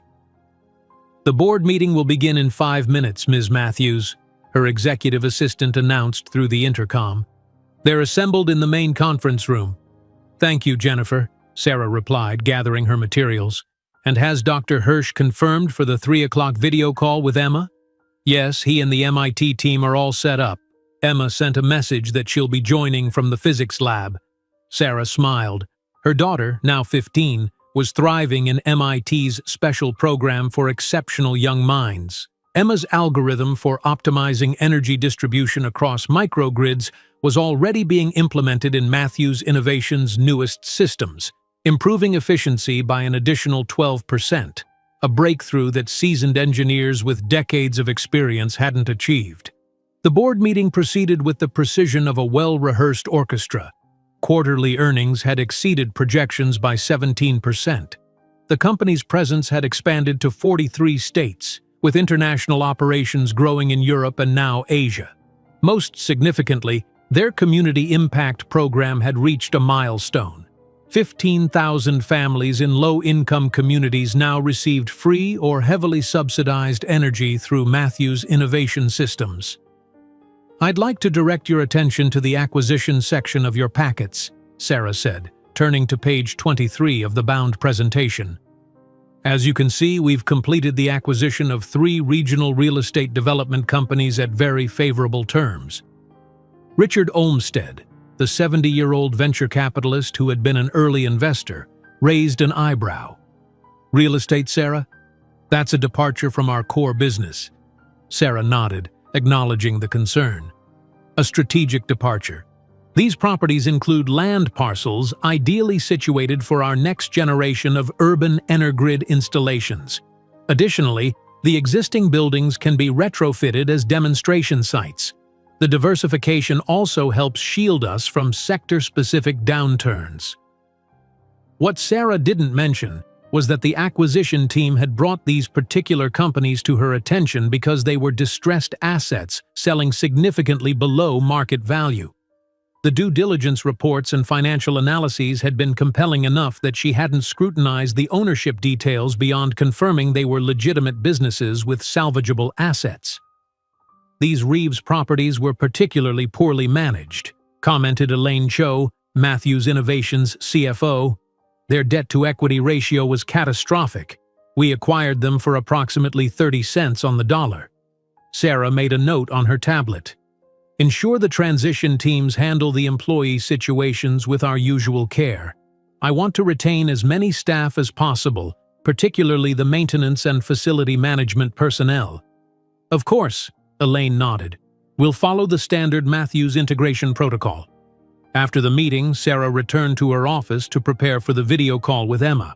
She adjusted the large monitor on her desk, smiling as her daughter's face appeared, framed by the sterile white walls of an MIT laboratory. "Mom, wait till you see what we've done with the thermal exchange algorithm." Emma's enthusiasm radiated through the screen. At 15, she was the perfect blend of Sarah's determination and Jonathan's analytical precision, a combination that sometimes gave Sarah a bittersweet pang when she recognized Jonathan's expressions or mannerisms in their daughter. "Show me," Sarah said, leaning forward with genuine interest as Emma shared her screen, walking through complex calculations and code that, despite Sarah's technical knowledge, pushed the boundaries of her understanding.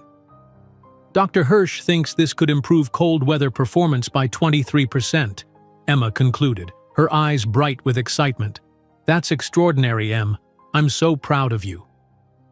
Emma's expression shifted slightly, a familiar crease appearing between her brows.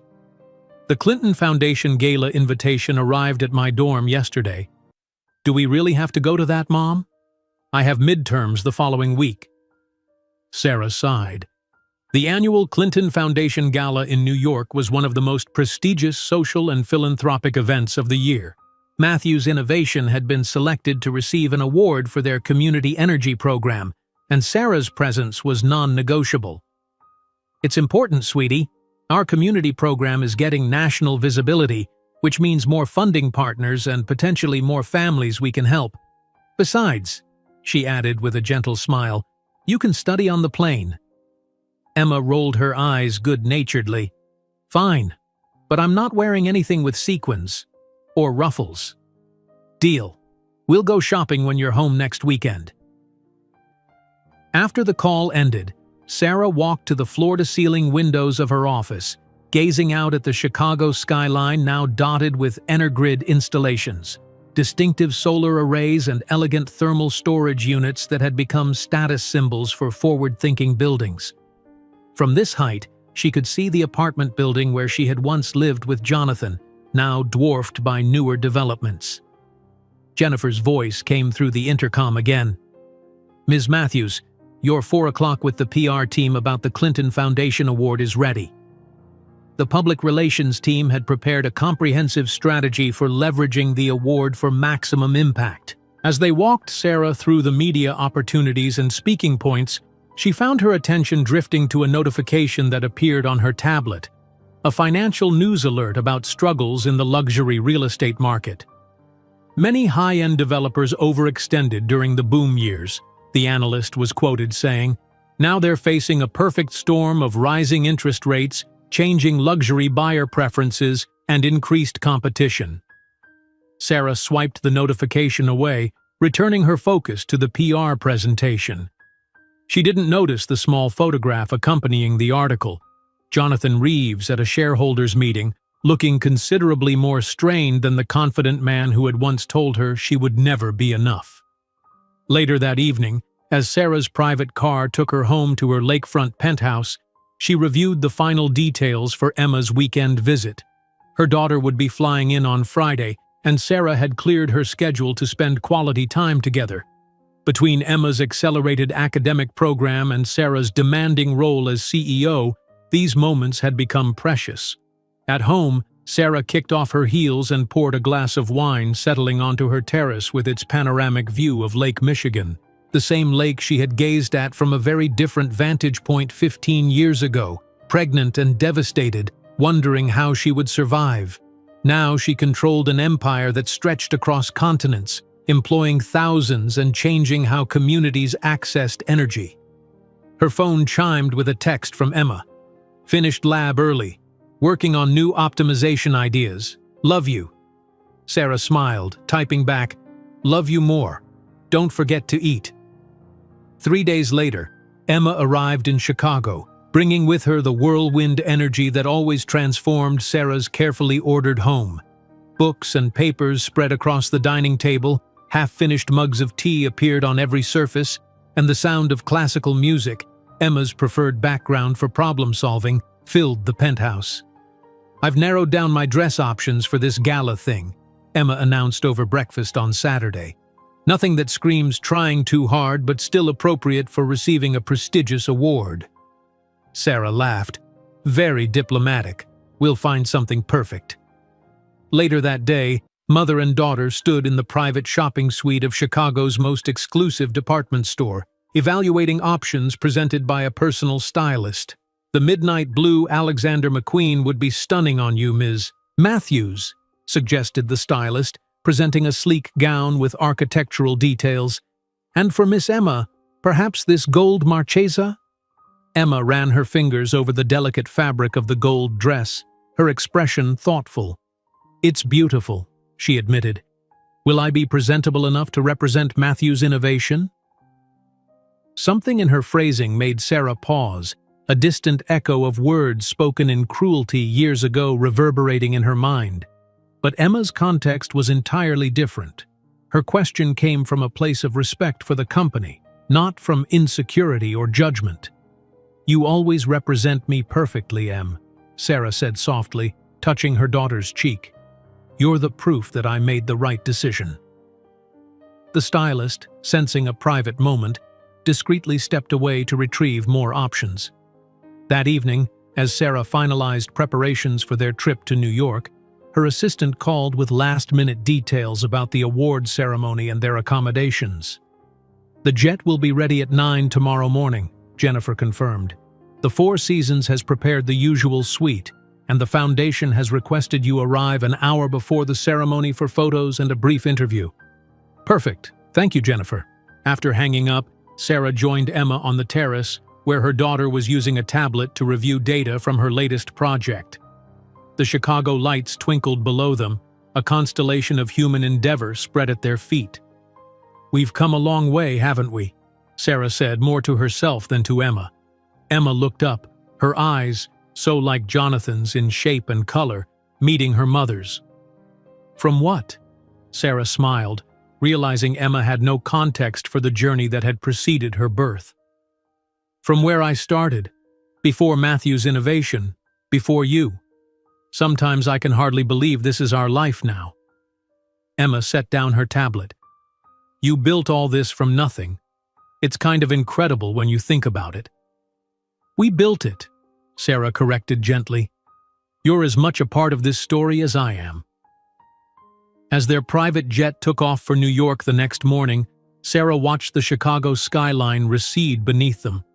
She had no way of knowing that destiny had orchestrated a reunion that would shake the foundations of her carefully built new world, and reopen wounds she believed had long since healed. The private jet began its descent into New York airspace, the Manhattan skyline materializing through wisps of cloud. Sarah gazed out the window, a slight smile playing on her lips as she remembered her first visit to the city. A wide-eyed tourist from Indiana who had marveled at the towering buildings and endless possibilities. Now she returned as one of the most powerful businesswomen in America, her company's logo emblazoned on the very jet carrying her through these skies.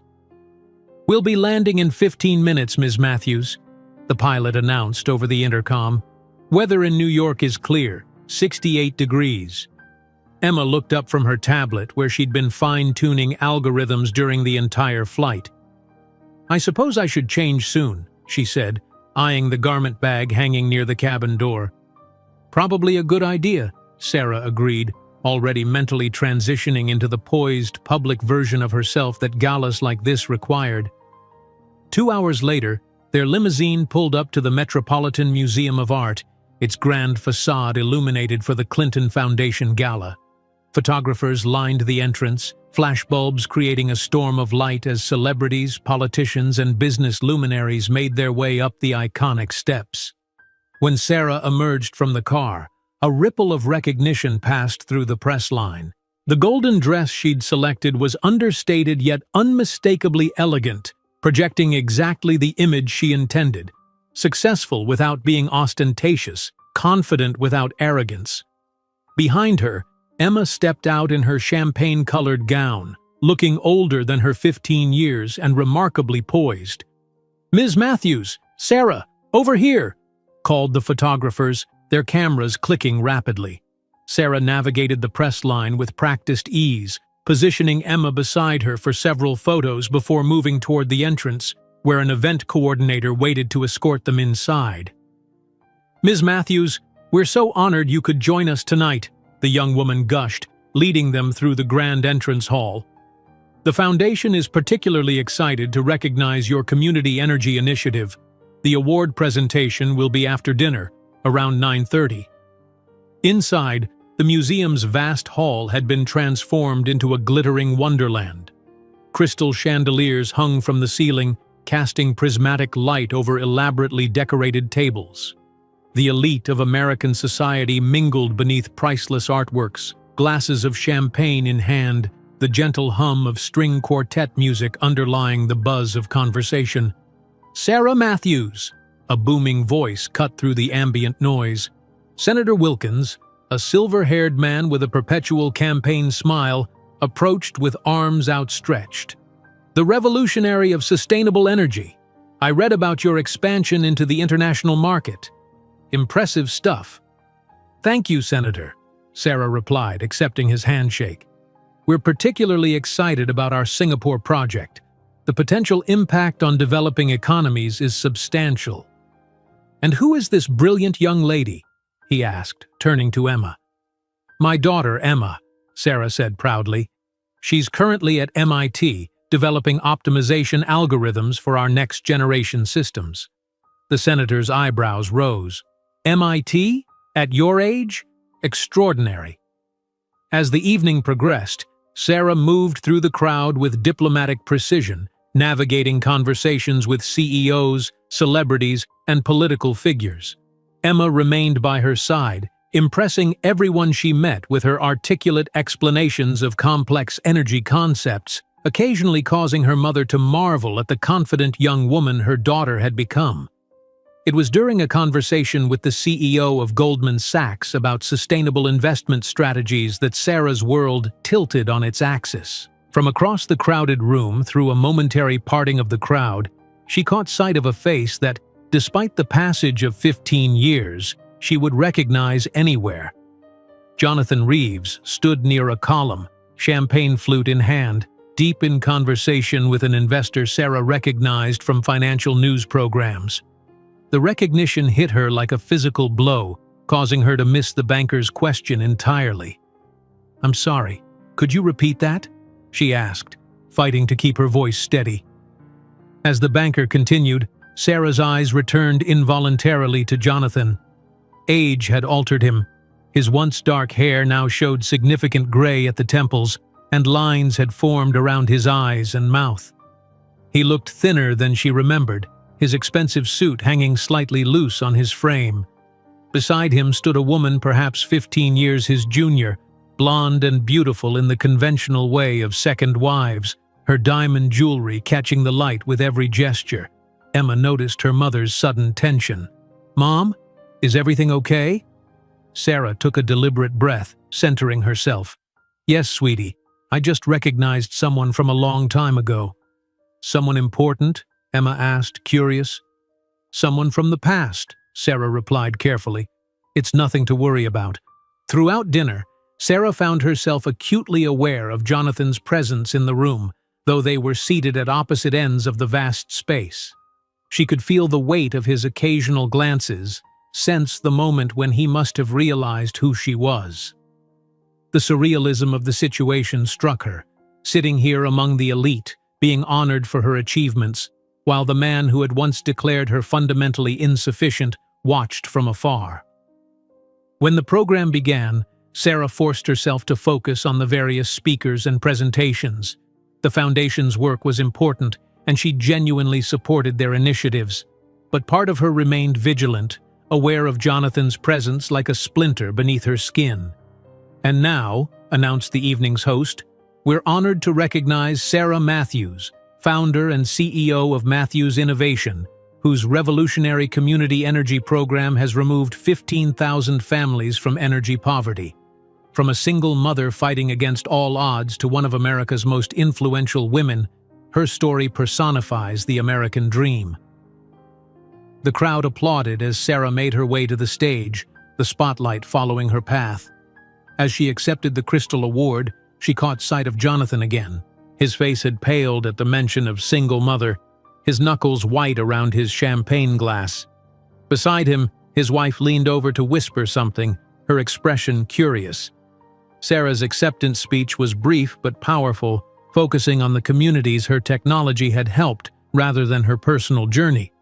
As she returned to her seat, the weight of eyes followed her, including, she knew, Jonathan's.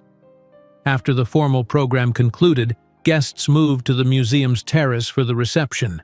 The Manhattan skyline provided a dramatic backdrop, the night sky clear and dotted with stars barely visible against the city's glow. Sarah was engaged in conversation with a group of potential investors when she felt a presence at her elbow.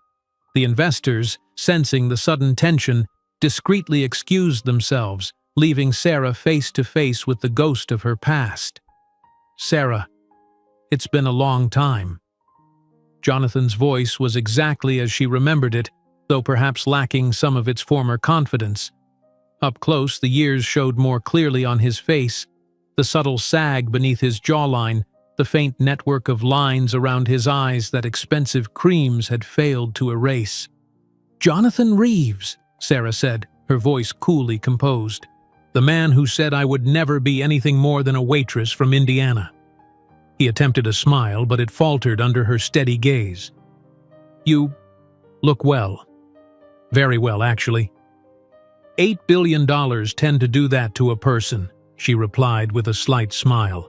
"How is the real estate market? I heard your company faced difficulties recently." The barb struck its target. Jonathan's expression tightened momentarily. "Just an adjustment period. The luxury sector is recalibrating." An uncomfortable silence stretched between them, filled with 15 years of unspoken history.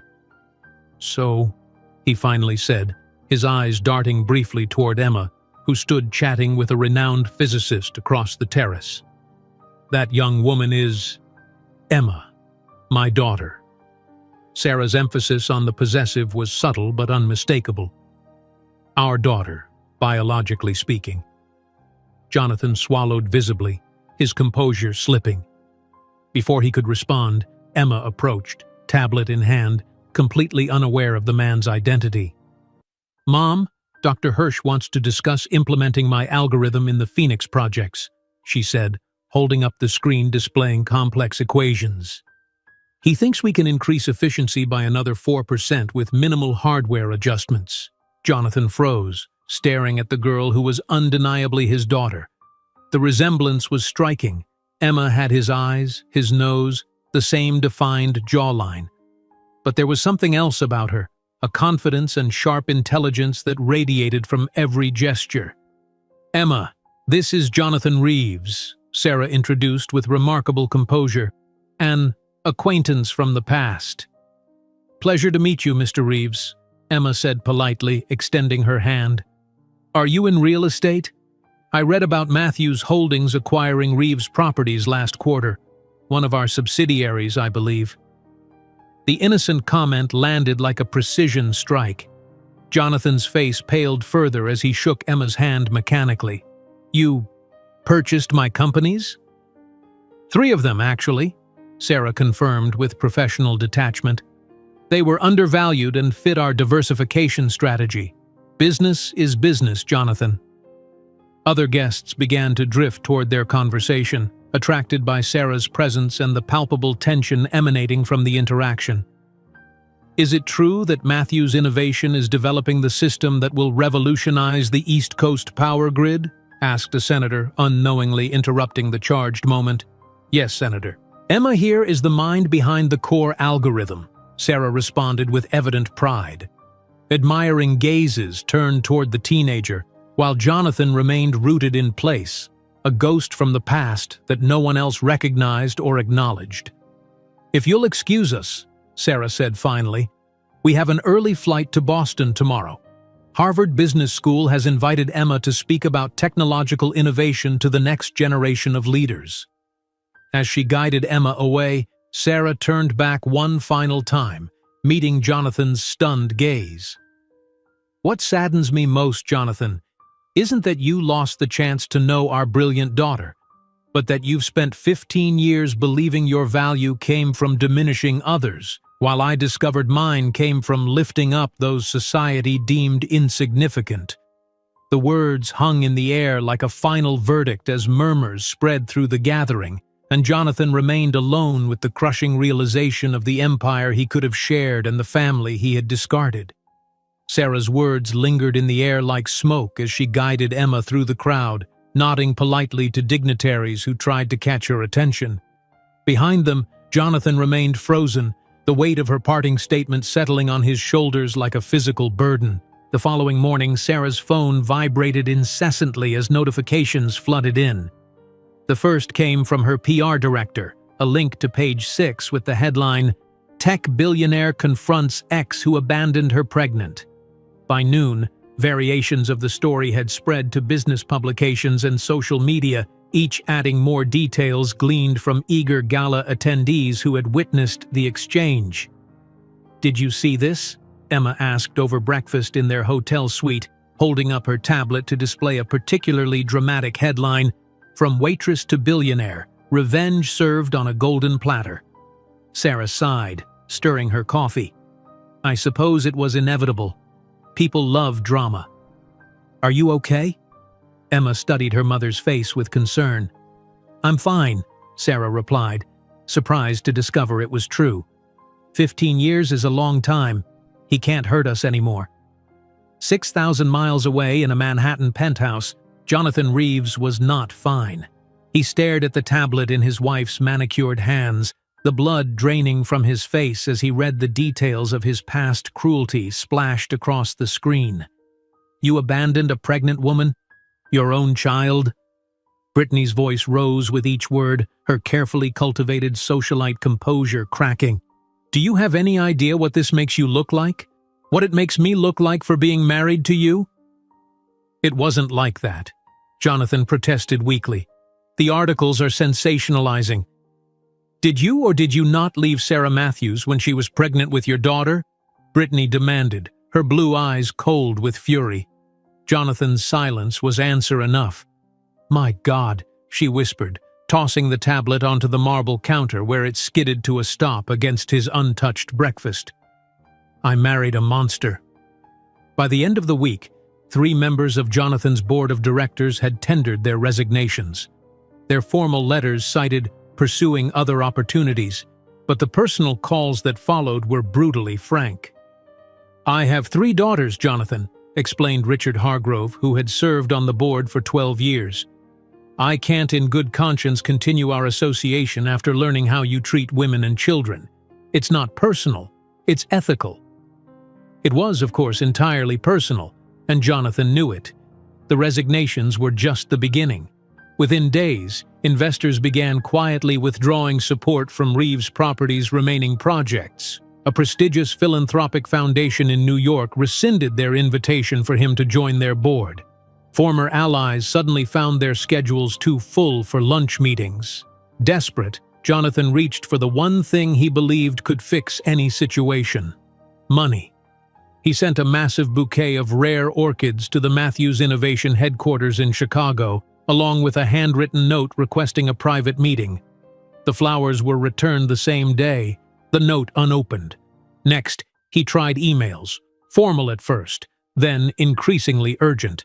Each received the same automated response: "Thank you for your message to Sarah Matthews. Due to high volume, all correspondence is initially reviewed by the Office of the CEO. If your matter pertains to business operations, please contact the appropriate department. Personal correspondence is respectfully declined at this time." Phone calls to Matthews Innovation yielded nothing but polite stonewalling from Jennifer Lopez, Sarah's impenetrable chief of staff. "Ms. Matthews appreciates your attempts at communication, but suggests any matters be addressed through proper corporate channels. If this concerns recent acquisitions, our legal department is available for clarification." After 2 weeks of futile attempts, Jonathan boarded his private jet to Chicago, determined to force a meeting. The receptionist in the soaring lobby of Matthews Tower greeted him with practiced professionalism. "I need to see Sarah Matthews," he demanded, forgetting the charm that had once been his most reliable tool. "Do you have an appointment, sir?" Her smile never wavered. "No, but she'll want to see me. Tell her Jonathan Reeves is here." 20 minutes later, after numerous calls and visible consultation with security, the receptionist delivered the verdict. "I'm sorry, Mr. Reeves, but Ms. Matthews is currently on a 2-week business trip to Asia, expanding operations in Singapore and Tokyo. Her office suggests scheduling through proper channels upon her return." Jonathan returned to New York defeated, only to find Brittany packing her designer luggage. "Where are you going?" he asked, his voice hollow. "To my mother's in Boston," she replied without looking at him. "I've already spoken with my attorney. Expect paperwork next week." It took Jonathan another month and the hiring of an exorbitantly expensive crisis management firm to secure a meeting at Matthews Innovation. When the appointment was finally confirmed, he spent hours selecting his suit, rehearsing what he would say, how he would explain himself. But when he arrived at the designated conference room on the 53rd floor, Sarah was nowhere to be seen. Instead, 3 corporate attorneys sat at the gleaming table, expressions professionally neutral. "Where is Sarah?" Jonathan demanded, remaining standing as the door closed behind him. "Ms. Matthews is extremely busy, Mr. Reeves," explained the lead attorney, a woman in her 50s with penetrating eyes. "She runs a global company and has a daughter to raise. She's delegated this meeting to our team." The meeting lasted exactly 22 minutes. The attorneys clarified the terms of the Reeves Properties acquisitions, confirmed that all transactions had been legally sound, and politely but firmly declined Jonathan's request for a personal meeting with either Sarah or Emma. "Ms. Matthews has instructed us to inform you that while she harbors no ill will, she sees no benefit in rehashing painful history," the lead attorney concluded, closing her portfolio with finality. Meanwhile, Emma had discovered the full truth about her father through the media coverage. She approached her mother one evening as they shared dinner in their penthouse, her expression thoughtful. "He really said all those things to you?" she asked quietly. "That you'd always be just a waitress from Indiana? That I would make you more useless than you already were?" Sarah set down her fork, considering her answer carefully. "Yes," she said simply. "He believed I wasn't enough for the world he belonged to." Emma was silent for a moment, absorbing this. "Well, technically now we belong to a world he doesn't have access to," she observed with a logic beyond her years. "Is that what they call poetic justice?" A smile touched Sarah's lips. Justice isn't about having more money or power than him, sweetheart. It's in the fact that we built a complete and meaningful life without needing him at all. 3 weeks after the initial encounter, Jonathan managed to intercept Emma as she exited a lecture she had delivered at the Chicago Technology Center. He stepped forward as she descended the stairs, surrounded by admiring professors and students. "Emma, please," he called, his designer suit now hanging slightly loose on his frame. "Just give me a chance to know you. I'm your father." The crowd parted, murmurs rippling as recognition spread. Emma stopped, studying him with the same analytical gaze she applied to complex equations. "Biologically, yes," she replied, her voice steady. "But being a father is much more than providing DNA, Mr. Reeves." "I made a terrible mistake," he admitted, desperation evident in his voice. "But people change. I've changed." Emma tilted her head slightly. "Interesting. I analyzed reports about you over the past 15 years. I found no evidence of significant change until 3 weeks ago when you discovered my mother is now one of the most powerful women in the country." She checked her watch with deliberate precision. "I have a video conference with MIT researchers in 12 minutes. Good day." The calculated coldness of her dismissal, so similar to what he had once inflicted on Sarah, cut deeper than any explicit insult could have. In a final, desperate move, Jonathan drafted a formal proposal to Sarah. He wanted to establish a trust fund of $100 million for Emma, virtually his entire remaining fortune. The response came as a personal letter, the first direct communication from Sarah. "Jonathan, Emma and I appreciate your offer but must decline. She already holds stock in Matthew's innovation valued at approximately $1.2 billion, in addition to her own patents and investments. More importantly than any financial value, Emma possesses something money cannot buy. She grew up knowing she is unconditionally loved and valued exactly as she is. I don't seek revenge, Jonathan. In fact, I'm grateful for the lesson you taught me 15 years ago. You showed me exactly the kind of person I didn't want to be, and the kind of world I didn't want for my daughter. I wish you peace and genuine personal growth. Sarah Matthews." The letter, in its serene tone devoid of bitterness, represented the final blow. There was no anger to fuel his hopes, no hatred to justify his pursuit. There was only the quiet indifference of someone who had moved on long ago. In his increasingly empty office, Jonathan stared out at the Manhattan skyline while listening to a radio interview with Sarah about Matthew's Innovation's new research center, a $3 billion investment creating 10,000 jobs in economically depressed communities. "True innovation isn't just about technology," Sarah's confident voice came through the speaker. "It's about creating systems that allow people to fulfill their highest potential. 15 years ago, someone told me I would never be enough. That became my greatest motivation to prove that we are all more than enough when given the chance to flourish." Jonathan switched off the radio and stared at his reflection in the window. The man who had dismissed Sarah as insufficient now faced the irrefutable truth. The truly insufficient one had always been himself, not in financial resources or social status, but in the ability to recognize true value in others and in himself.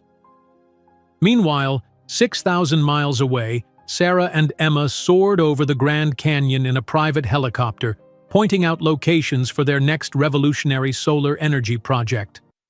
Their faces, illuminated by the setting sun, reflected not just business success, but the more important victory: the freedom to live without the weight of approval from those who never valued them for who they truly were.